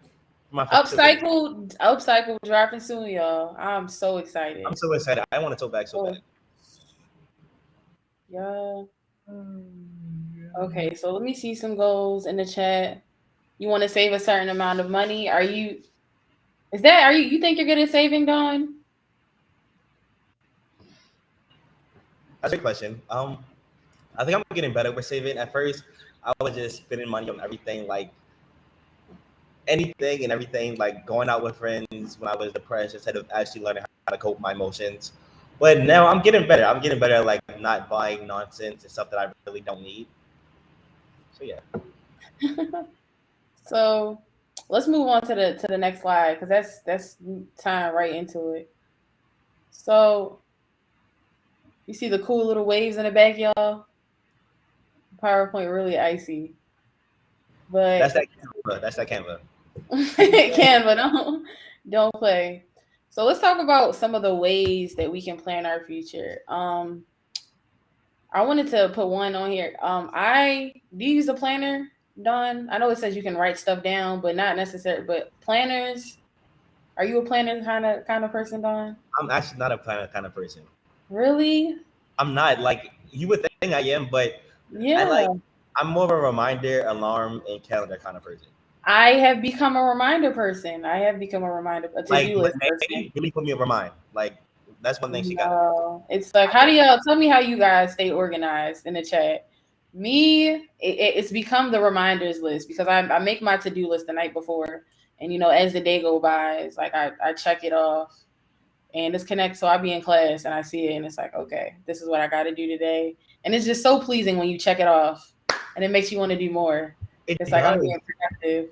Like even writing down my to-do list sometimes is nice. Like I know yesterday night it was like what time I got home? I got home from like JRTC. I was hopping up, and I was like, okay, I've been pushing up a lot of things, like my presentation for the Mayor Summit next Thursday, fixing a presentation up for Ms. Mo's session on Wednesday. I was like, okay, let me sit down and actually do this stuff. Like I was pushing out wish to dream stuff. I'm like, all right. So I typed up a little to-do list with a little checks in my notes. I was like, okay, one by one. I knocked it all out. It's like, who you know? Knock them all out. Who do you know? My cousin, uncle, granddaughter, niece, nephew, twice removed. Why, Don't play with Don. Don't play with him. All right, because that was overboard. Write it down. That's a game changer for me. And back to what Ms. Joni was saying, I really wanted to touch on that because the last few days, Don, I've been getting up early, and I think I'm adulting, Ms. Joni, because that French vanilla. Ooh! See, I don't drink it in the morning. I get mine in the afternoon. I become dependent on coffee now. Like it's bomb, ain't it? I have to, Miss Joni. I be so tired. It's so good. I wake up the last couple of days, y'all. I woken up, gotten me a French vanilla iced coffee, Dunkin' Donuts. I haven't had the 7-Eleven one that Miss Joni gets, but I like iced coffee. I went it's like a 9-minute walk, and then I got it, and then I sat by this nice little, it's like a little volleyball field, and I read a book in the morning, and I drank it, and I was back by 9 a.m. and I had a class at 10. It was a beautiful morning, and this is me making a routine for myself because I've been doing it for the last 3 days, and it's just wow. It's really good. Like this is like self-care, and it's also like where I get to just visualize how my day is gonna go. So stuff like that, those are like that's become one of the highlights of the day. What about Don? You got like a everyday ritual? An everyday ritual. That's a great question. Oh, okay. It's not like adulting, I guess. I'm not that. Yeah, I'm Miss Joni. I'm French vanilla out. Yo, but in the morning when I wake up, I generally like to take some time to myself. So like if you see my schedule, it'd be like wake up at like 6 or 7, and then I'm like leaving out around like 8, 9. It's because like I'm not really getting ready that time, but I'm more preparing myself and taking that time for myself because like that time is so rare, y'all. And you really need to take that time sometimes. Like I know for me, one thing about me, these AirPods gonna go in and this music is gonna blast. Like it can be upbeat music, it can be comic music. Just know it's gonna be music playing. Yes. Like that's one thing. Shane, I know Shane in the chat right now. Like Shane began irritated. Like he talking to me. I'm like, what you said? Okay. Like, I literally can't hear you right now. Hey, yo, no, hold on, yo, because London and Amar, yo, they own my French vanilla, yo. And she gonna say, "Oh, let me try this little French vanilla." Because vanilla is good. Why are they talking about? They talking about the caramel crunch from Starbucks. It's triggering me. My Starbucks days. Yo, watch over. Yo, it's saying. I hope you got this part built into your talk today because you got to tell them about that big step you took in quitting that job because you did not want to let that job go. And I was all like, I was holding on to that job. You was holding on. Because I was so scared, y'all, because like I said, I stepped up. I know because I put in the work this year. But it was like, am I ready to, not just take myself to the next level and, put in the stuff that I need to. And it's like, I'm really going to invest more into this. But in order for me to like really go all in with Heart Smiles and all in with myself, I had to let it go. Like I couldn't do both. And it was always going to hold me back. So one day I was just like, you know what? I'm old. It's done. It's not me. It's you. It's not me. It's you. And I was like, I didn't even do, 2 weeks. I had to keep it professional, Ms. Joni. I talked to Ms. I consulted Ms. Joni. She said, make sure. And I was like, 2 weeks notice, make sure, take me off the schedule, finish my couple days. Yeah, I was up there, Red Bull, caramel every morning. I was tired, y'all. It's not like we don't know. And then I locked in and I've been great. Can you imagine yourself still there now? Ms. Joni. The PTSD, I'm getting triggered, y'all. Flashbacks. I'm scared. But some people it's still their truth. It is, and that's the thing. I had to go through that, and it was definitely a learning experience. But once you upgrade yourself to that next level, it's like your worth, the value that you bring to the table, like how much you're worth. And then we've been talking about that recently. I don't know when it was. Might have been the last Mission Mondays. I think it was the last. Your worth, your value, like how much you for like per hour for them to meet with you and stuff. Like time is very pricey. Ms. Joni time is very pricey. She charged by the minute. I don't even want to get into it because y'all getting it for the free ski. What a what a Yo, Kev Gotti, she ain't even on here, so I can tell her business real quick. She about to do this 90-minute leadership entrepreneurship session, yo. $800. The lady hit her up and was all like, yeah, da da da da da. My friend got a summer camp. Want to know if you could come do a session for them too. Ken got to hit me up like, yo, how much should I charge? I'm like, yo, just go ahead and charge them 8. Tell them that you normally charge a stack, but you're gonna give them a $200 discount. And sure enough, yo, your value, your value. and also when it comes to, I wanted to say that real quick, Mitch. When it comes to your value, don't be afraid to step out of your comfort zone a little bit, y'all, because that's the only way you're gonna grow. Because I remember, so meet Don too, we facilitators. And when Miss Joni first came up with the facilitating thing, and I was like, okay. And you remember you made the form for the heartbeat opportunities, and I Yeah, clicked on it. But when she sent me an email like you're gonna be teaching 4 sessions at high schools every week, and I was like, me like an hour-long session, like teaching a group full of students like about leadership and entrepreneurs, insane. Like you wouldn't you can't even believe the progress, y'all. Like I'm so comfortable with it now, but I remember that first day at Douglas, it was like I was so scared. But when I realized I had to push I remember I was taking notes and I was reading off the notes too much. But once I just let myself be myself and do what I do, it was up yeah, from there, and it's been up from there. Y'all, yeah, facilitating is so amazing. I'm so happy I'm a part of the team now because it was like I was missing out because I'm still young in high school, but it's like nice to have the summer experience.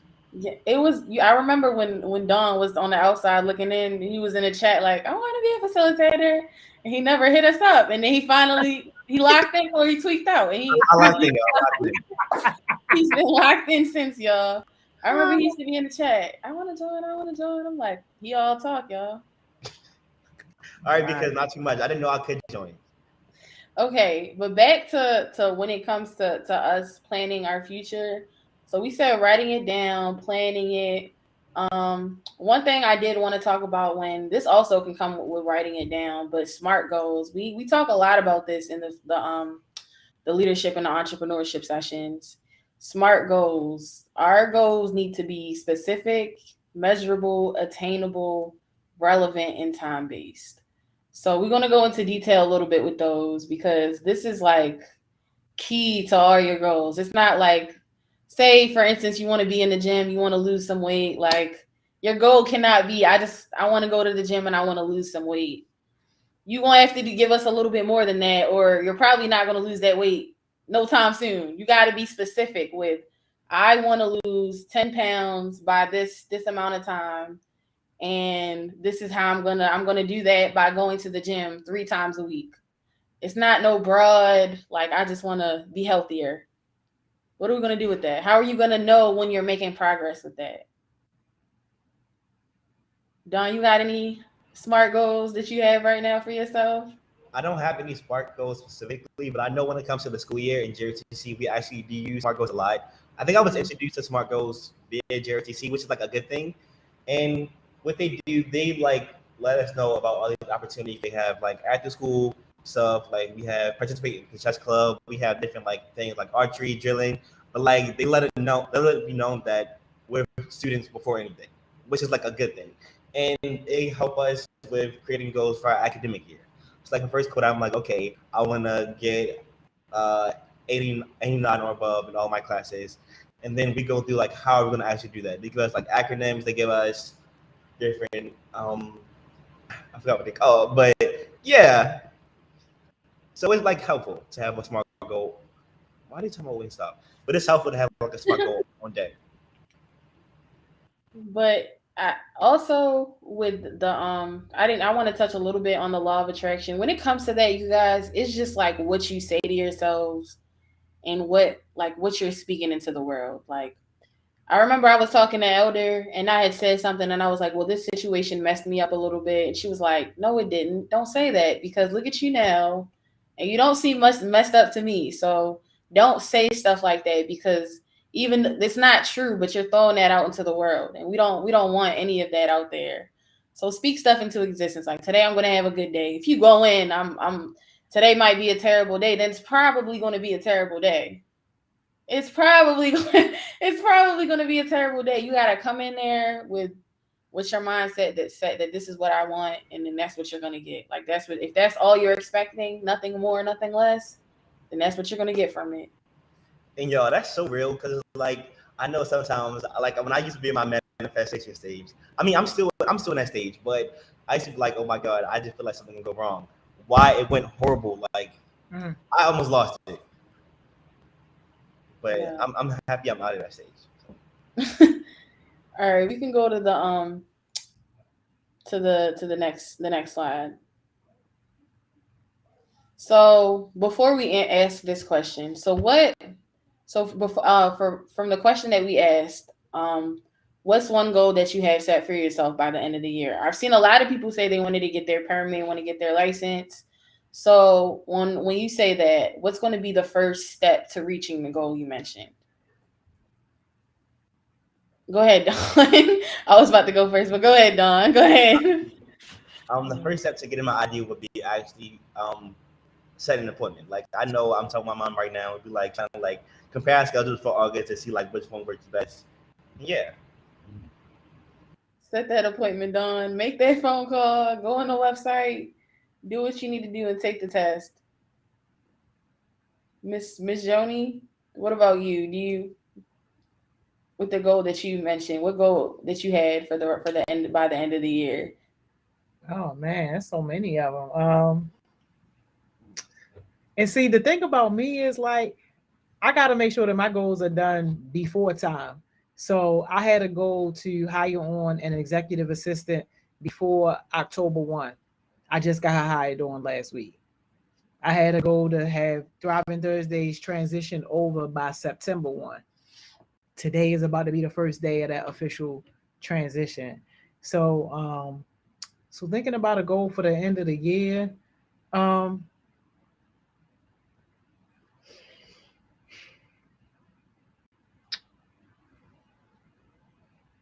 I am going to be starting to think about how we get these chapters up and running in different states, because so many people have been calling me. Like, I just talked to a lady in Florida, talked to somebody else in Texas, and people really want the Heart Smiles experience there.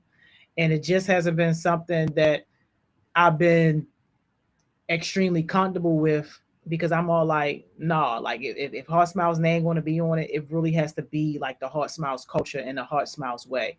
So I would say taking the first few steps and getting that is first start to write out what the training would look like, because I would need heartbeats on a plane down there at those specific sites, helping to train those people. Yeah, Miss Joni trying to go. We trying to go global, international. Yeah. They ain't leaving us no choice. They contacted me like, right, is here. Heart Smiles Houston, Heart Smiles Miami, Heart Smiles College Park. Hey yo. I got one question though. What do you mean by Thriving Thursdays transition over? What's happening? I know. Miss Joni. Don't do it to us. I know. Don't do it. No, I'm not gonna be the facilitator no more for Thriving Thursdays. It's all good because y'all in good hands though. Miss Melvina. Yeah, we in good hands. We know we in good hands. Who's the facilitator though? Miss Melvina. Oh my god, I love her down. Yo, I met her in person the other day. She's so amazing. See, there you go. Bang. We just gonna forget how she just dropped that big bomb on us, y'all. Like I don't. Miss Melvina, I don't know how you feel about that one. Me and Sam basically siblings because Miss Melvina my mother, so it's like. Yeah, Miss Melvina cool. Yeah, it is gonna be a whole nother type of Thriving Thursdays, but it's all good. Miss Joni transitioning to bigger things. She's becoming. I'm telling y'all. She is like party. Like I really noticed it when she handed off when it Wednesday to Cam and Coach George. I'm like, oh yeah, Miss Joni, like really that girl, like nobody must her. Yo. And yes, thank you, London. I'm still keeping my Fridays though. Focus Friday. I'm keeping Focus Friday. One thing about her, she's gonna keep that Focus Friday. Like, French Vanilla Joni, don't miss French Vanilla Friday. Like she. Never do. Every single Friday is in her hand, y'all. Every single. It's crazy. No, Bree. Bree said Miss Joni trying to retire. I hope not. No, Bree, not yet, yo. Not yet. Retire is crazy. We just getting started. All right, next slide, Don. Next slide. So aside from how we're gonna reach these goals, let's also talk about some of the reasons why we're not at certain goals yet. Like what's certain things that stop us from where we want to be? Don, what do you think? What do you think it is for you? What do you think sometimes holds you back from maybe sometimes reaching your full potential or certain things? Not to say I'm delusional, but I can be delusional sometimes. I'm being so serious, yo. Like I could get like, all right, like I overthink a lot, and that kind of feeds into the delusion of me being this person who's never gonna get somewhere. And it's a struggle to battle those thoughts, the OCD, the anxiety. It is a struggle, but I'm getting there. I'm like this, like me and my OCD basically cousin now. Like, yeah.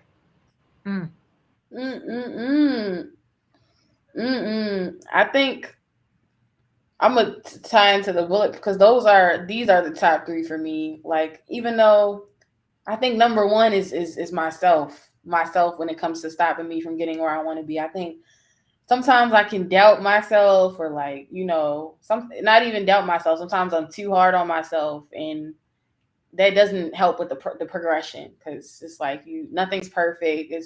That can be a lot, and also it's like maybe I'm not capable of doing this, but that also comes with stepping out of our comfort zone, y'all. I think the people around us is the case for a lot of people because you can't be surrounded by people that have no interest in going in the same direction that you're going and think that they're gonna help you do better, inspire you to do better, and you think that's good for you to do better. Like, that's not gonna happen. Like, people, lack of motivation and stuff like that. You can't keep that around you if you're trying to progress. Don, you think the people around you think you strive better with better people around you? Yeah, I definitely strive better with better people around me. This is something I wanted to touch on. When Say said that's on the top of my head. First I want to say Khalid, not too much on my inanimate cousins, but heavy on the people around you because I know, Ms. Joni, don't be mad at me, but I guess I was dating someone who didn't want to go far in life. Like, they didn't have any plans. They were just there. And like I still love him down. Like, we like this, like we cousins basically. Not cousins, basically. Ew, that's nasty. But we weren't really in the same pathway, so it didn't work out. Like, I wanted to tell Shane about that, but we didn't have a chance to catch up. Same big ball and busy, but yeah. Wow. Bye, Don. Bye. I always make time for you. Like, I always make time for you. Don't ever do that.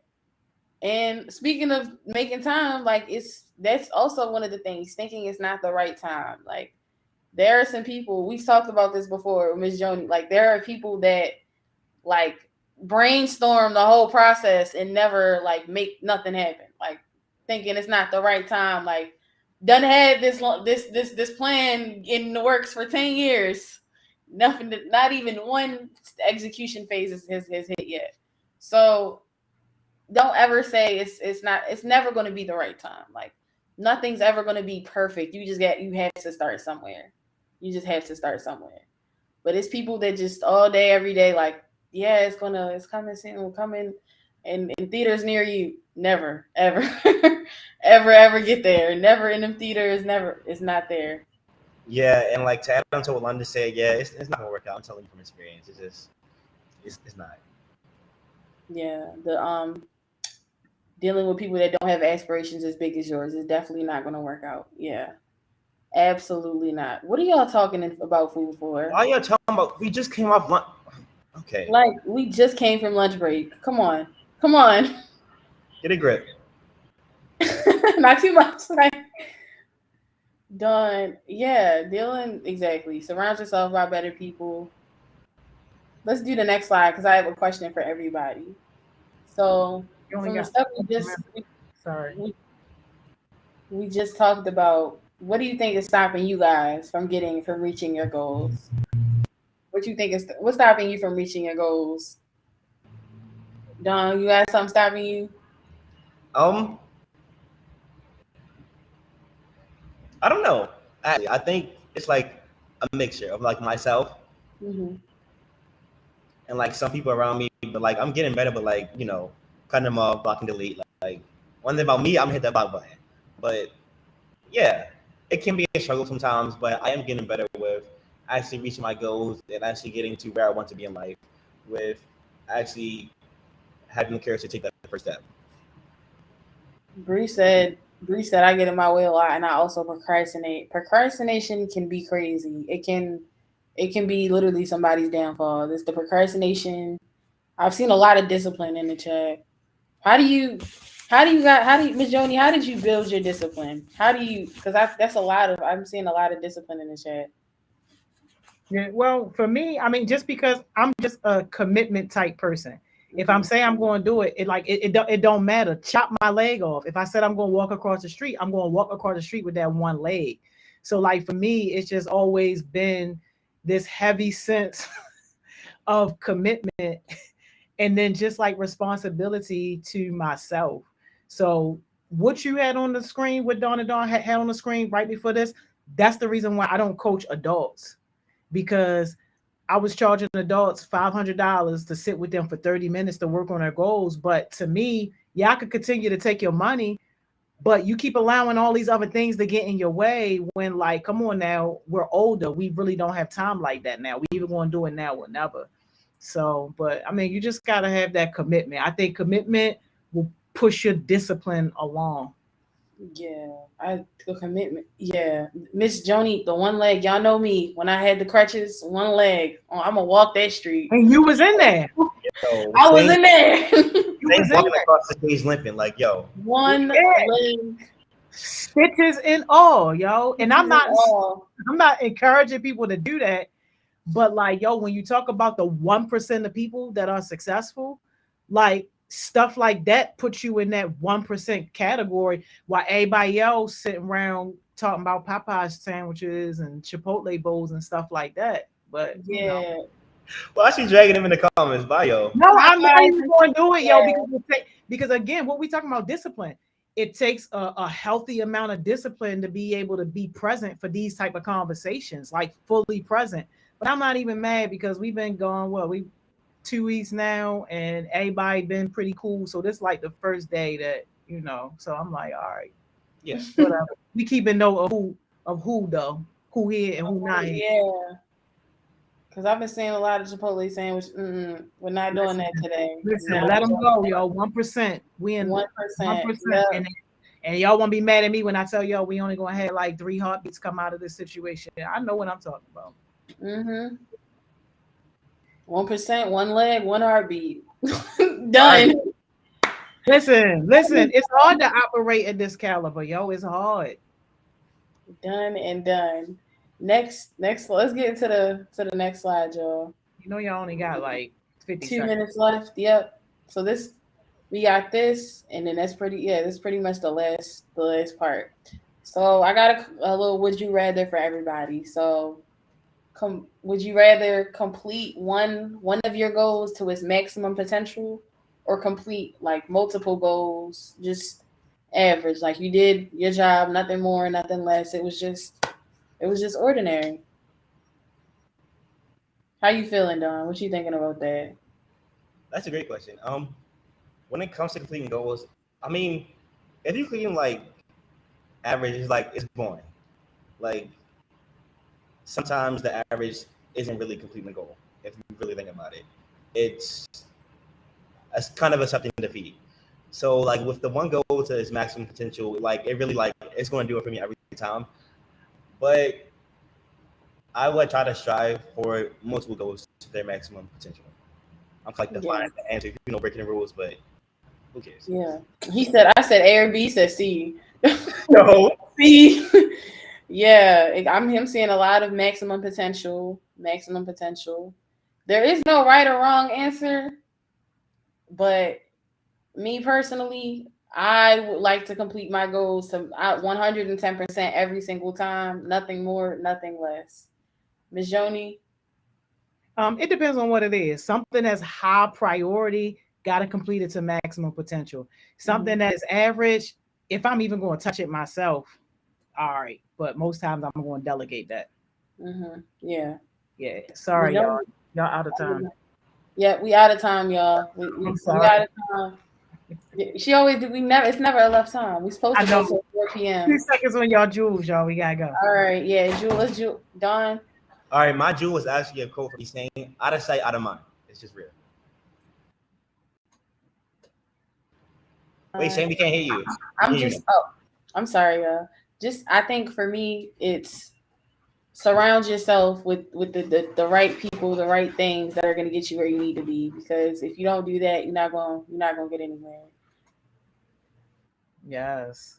Yes. Thank you so much, y'all. I appreciate y'all. Thank you, Sane. Thank you, Dawn and Dawn. All right. See y'all. All right, see y'all. me. I love y'all. Hey, hey, India, yo, don't even say nothing, yo. Like India, don't you ain't even gotta address it, yo, because we taking notes. So don't even worry about it. I appreciate everybody though that did stay focused and everybody that did participate. Some stuff ain't even worth the time to even address because it's just so low level and it just really lets you know like who's really success minded in the room, who's really focused on leadership, who's really focused on getting what they need to get out of these sessions and out of these conversations and really doing something with it. So, India, yo, we here, yo. Work is over. Work is over. We had another great day at work, yo. Another great day, yo. I hope that somebody is going to take something from this and really do something with it. Because, like, yo, hey, Kazi, you talk about just sign you up, yo. Was you in the Popeyes in the Chipotle conversation? Nobody that was in that conversation. Don't be talking about sign you up over here because we don't do that. It's a time and a place for everything, yo. It's a time to be focused. It's a time to focus on your success.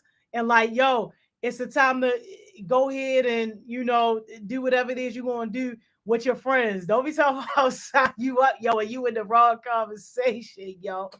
I was listening, but I was talking. Don't eat, y'all. Don't even. Hey, Antoine, apology accepted, yo. I just want you to do better, yo, because you one of the ones that you've been rocking with us, like real consistent, adding value and really being here and really showing up the entire time, every single day.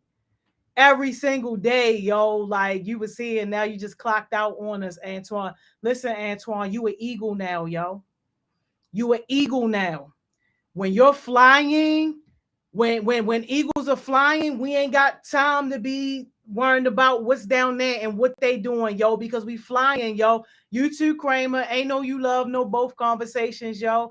Give our people some respect when they up here talking to y'all and teaching y'all. That girl just told y'all how she left her job at Starbucks that she was tied to, that she didn't even want to leave. And what she didn't tell you, because she didn't even get to this part, was that yo, she made like 3-4 times what she was making at Starbucks. But that ain't important today, yo.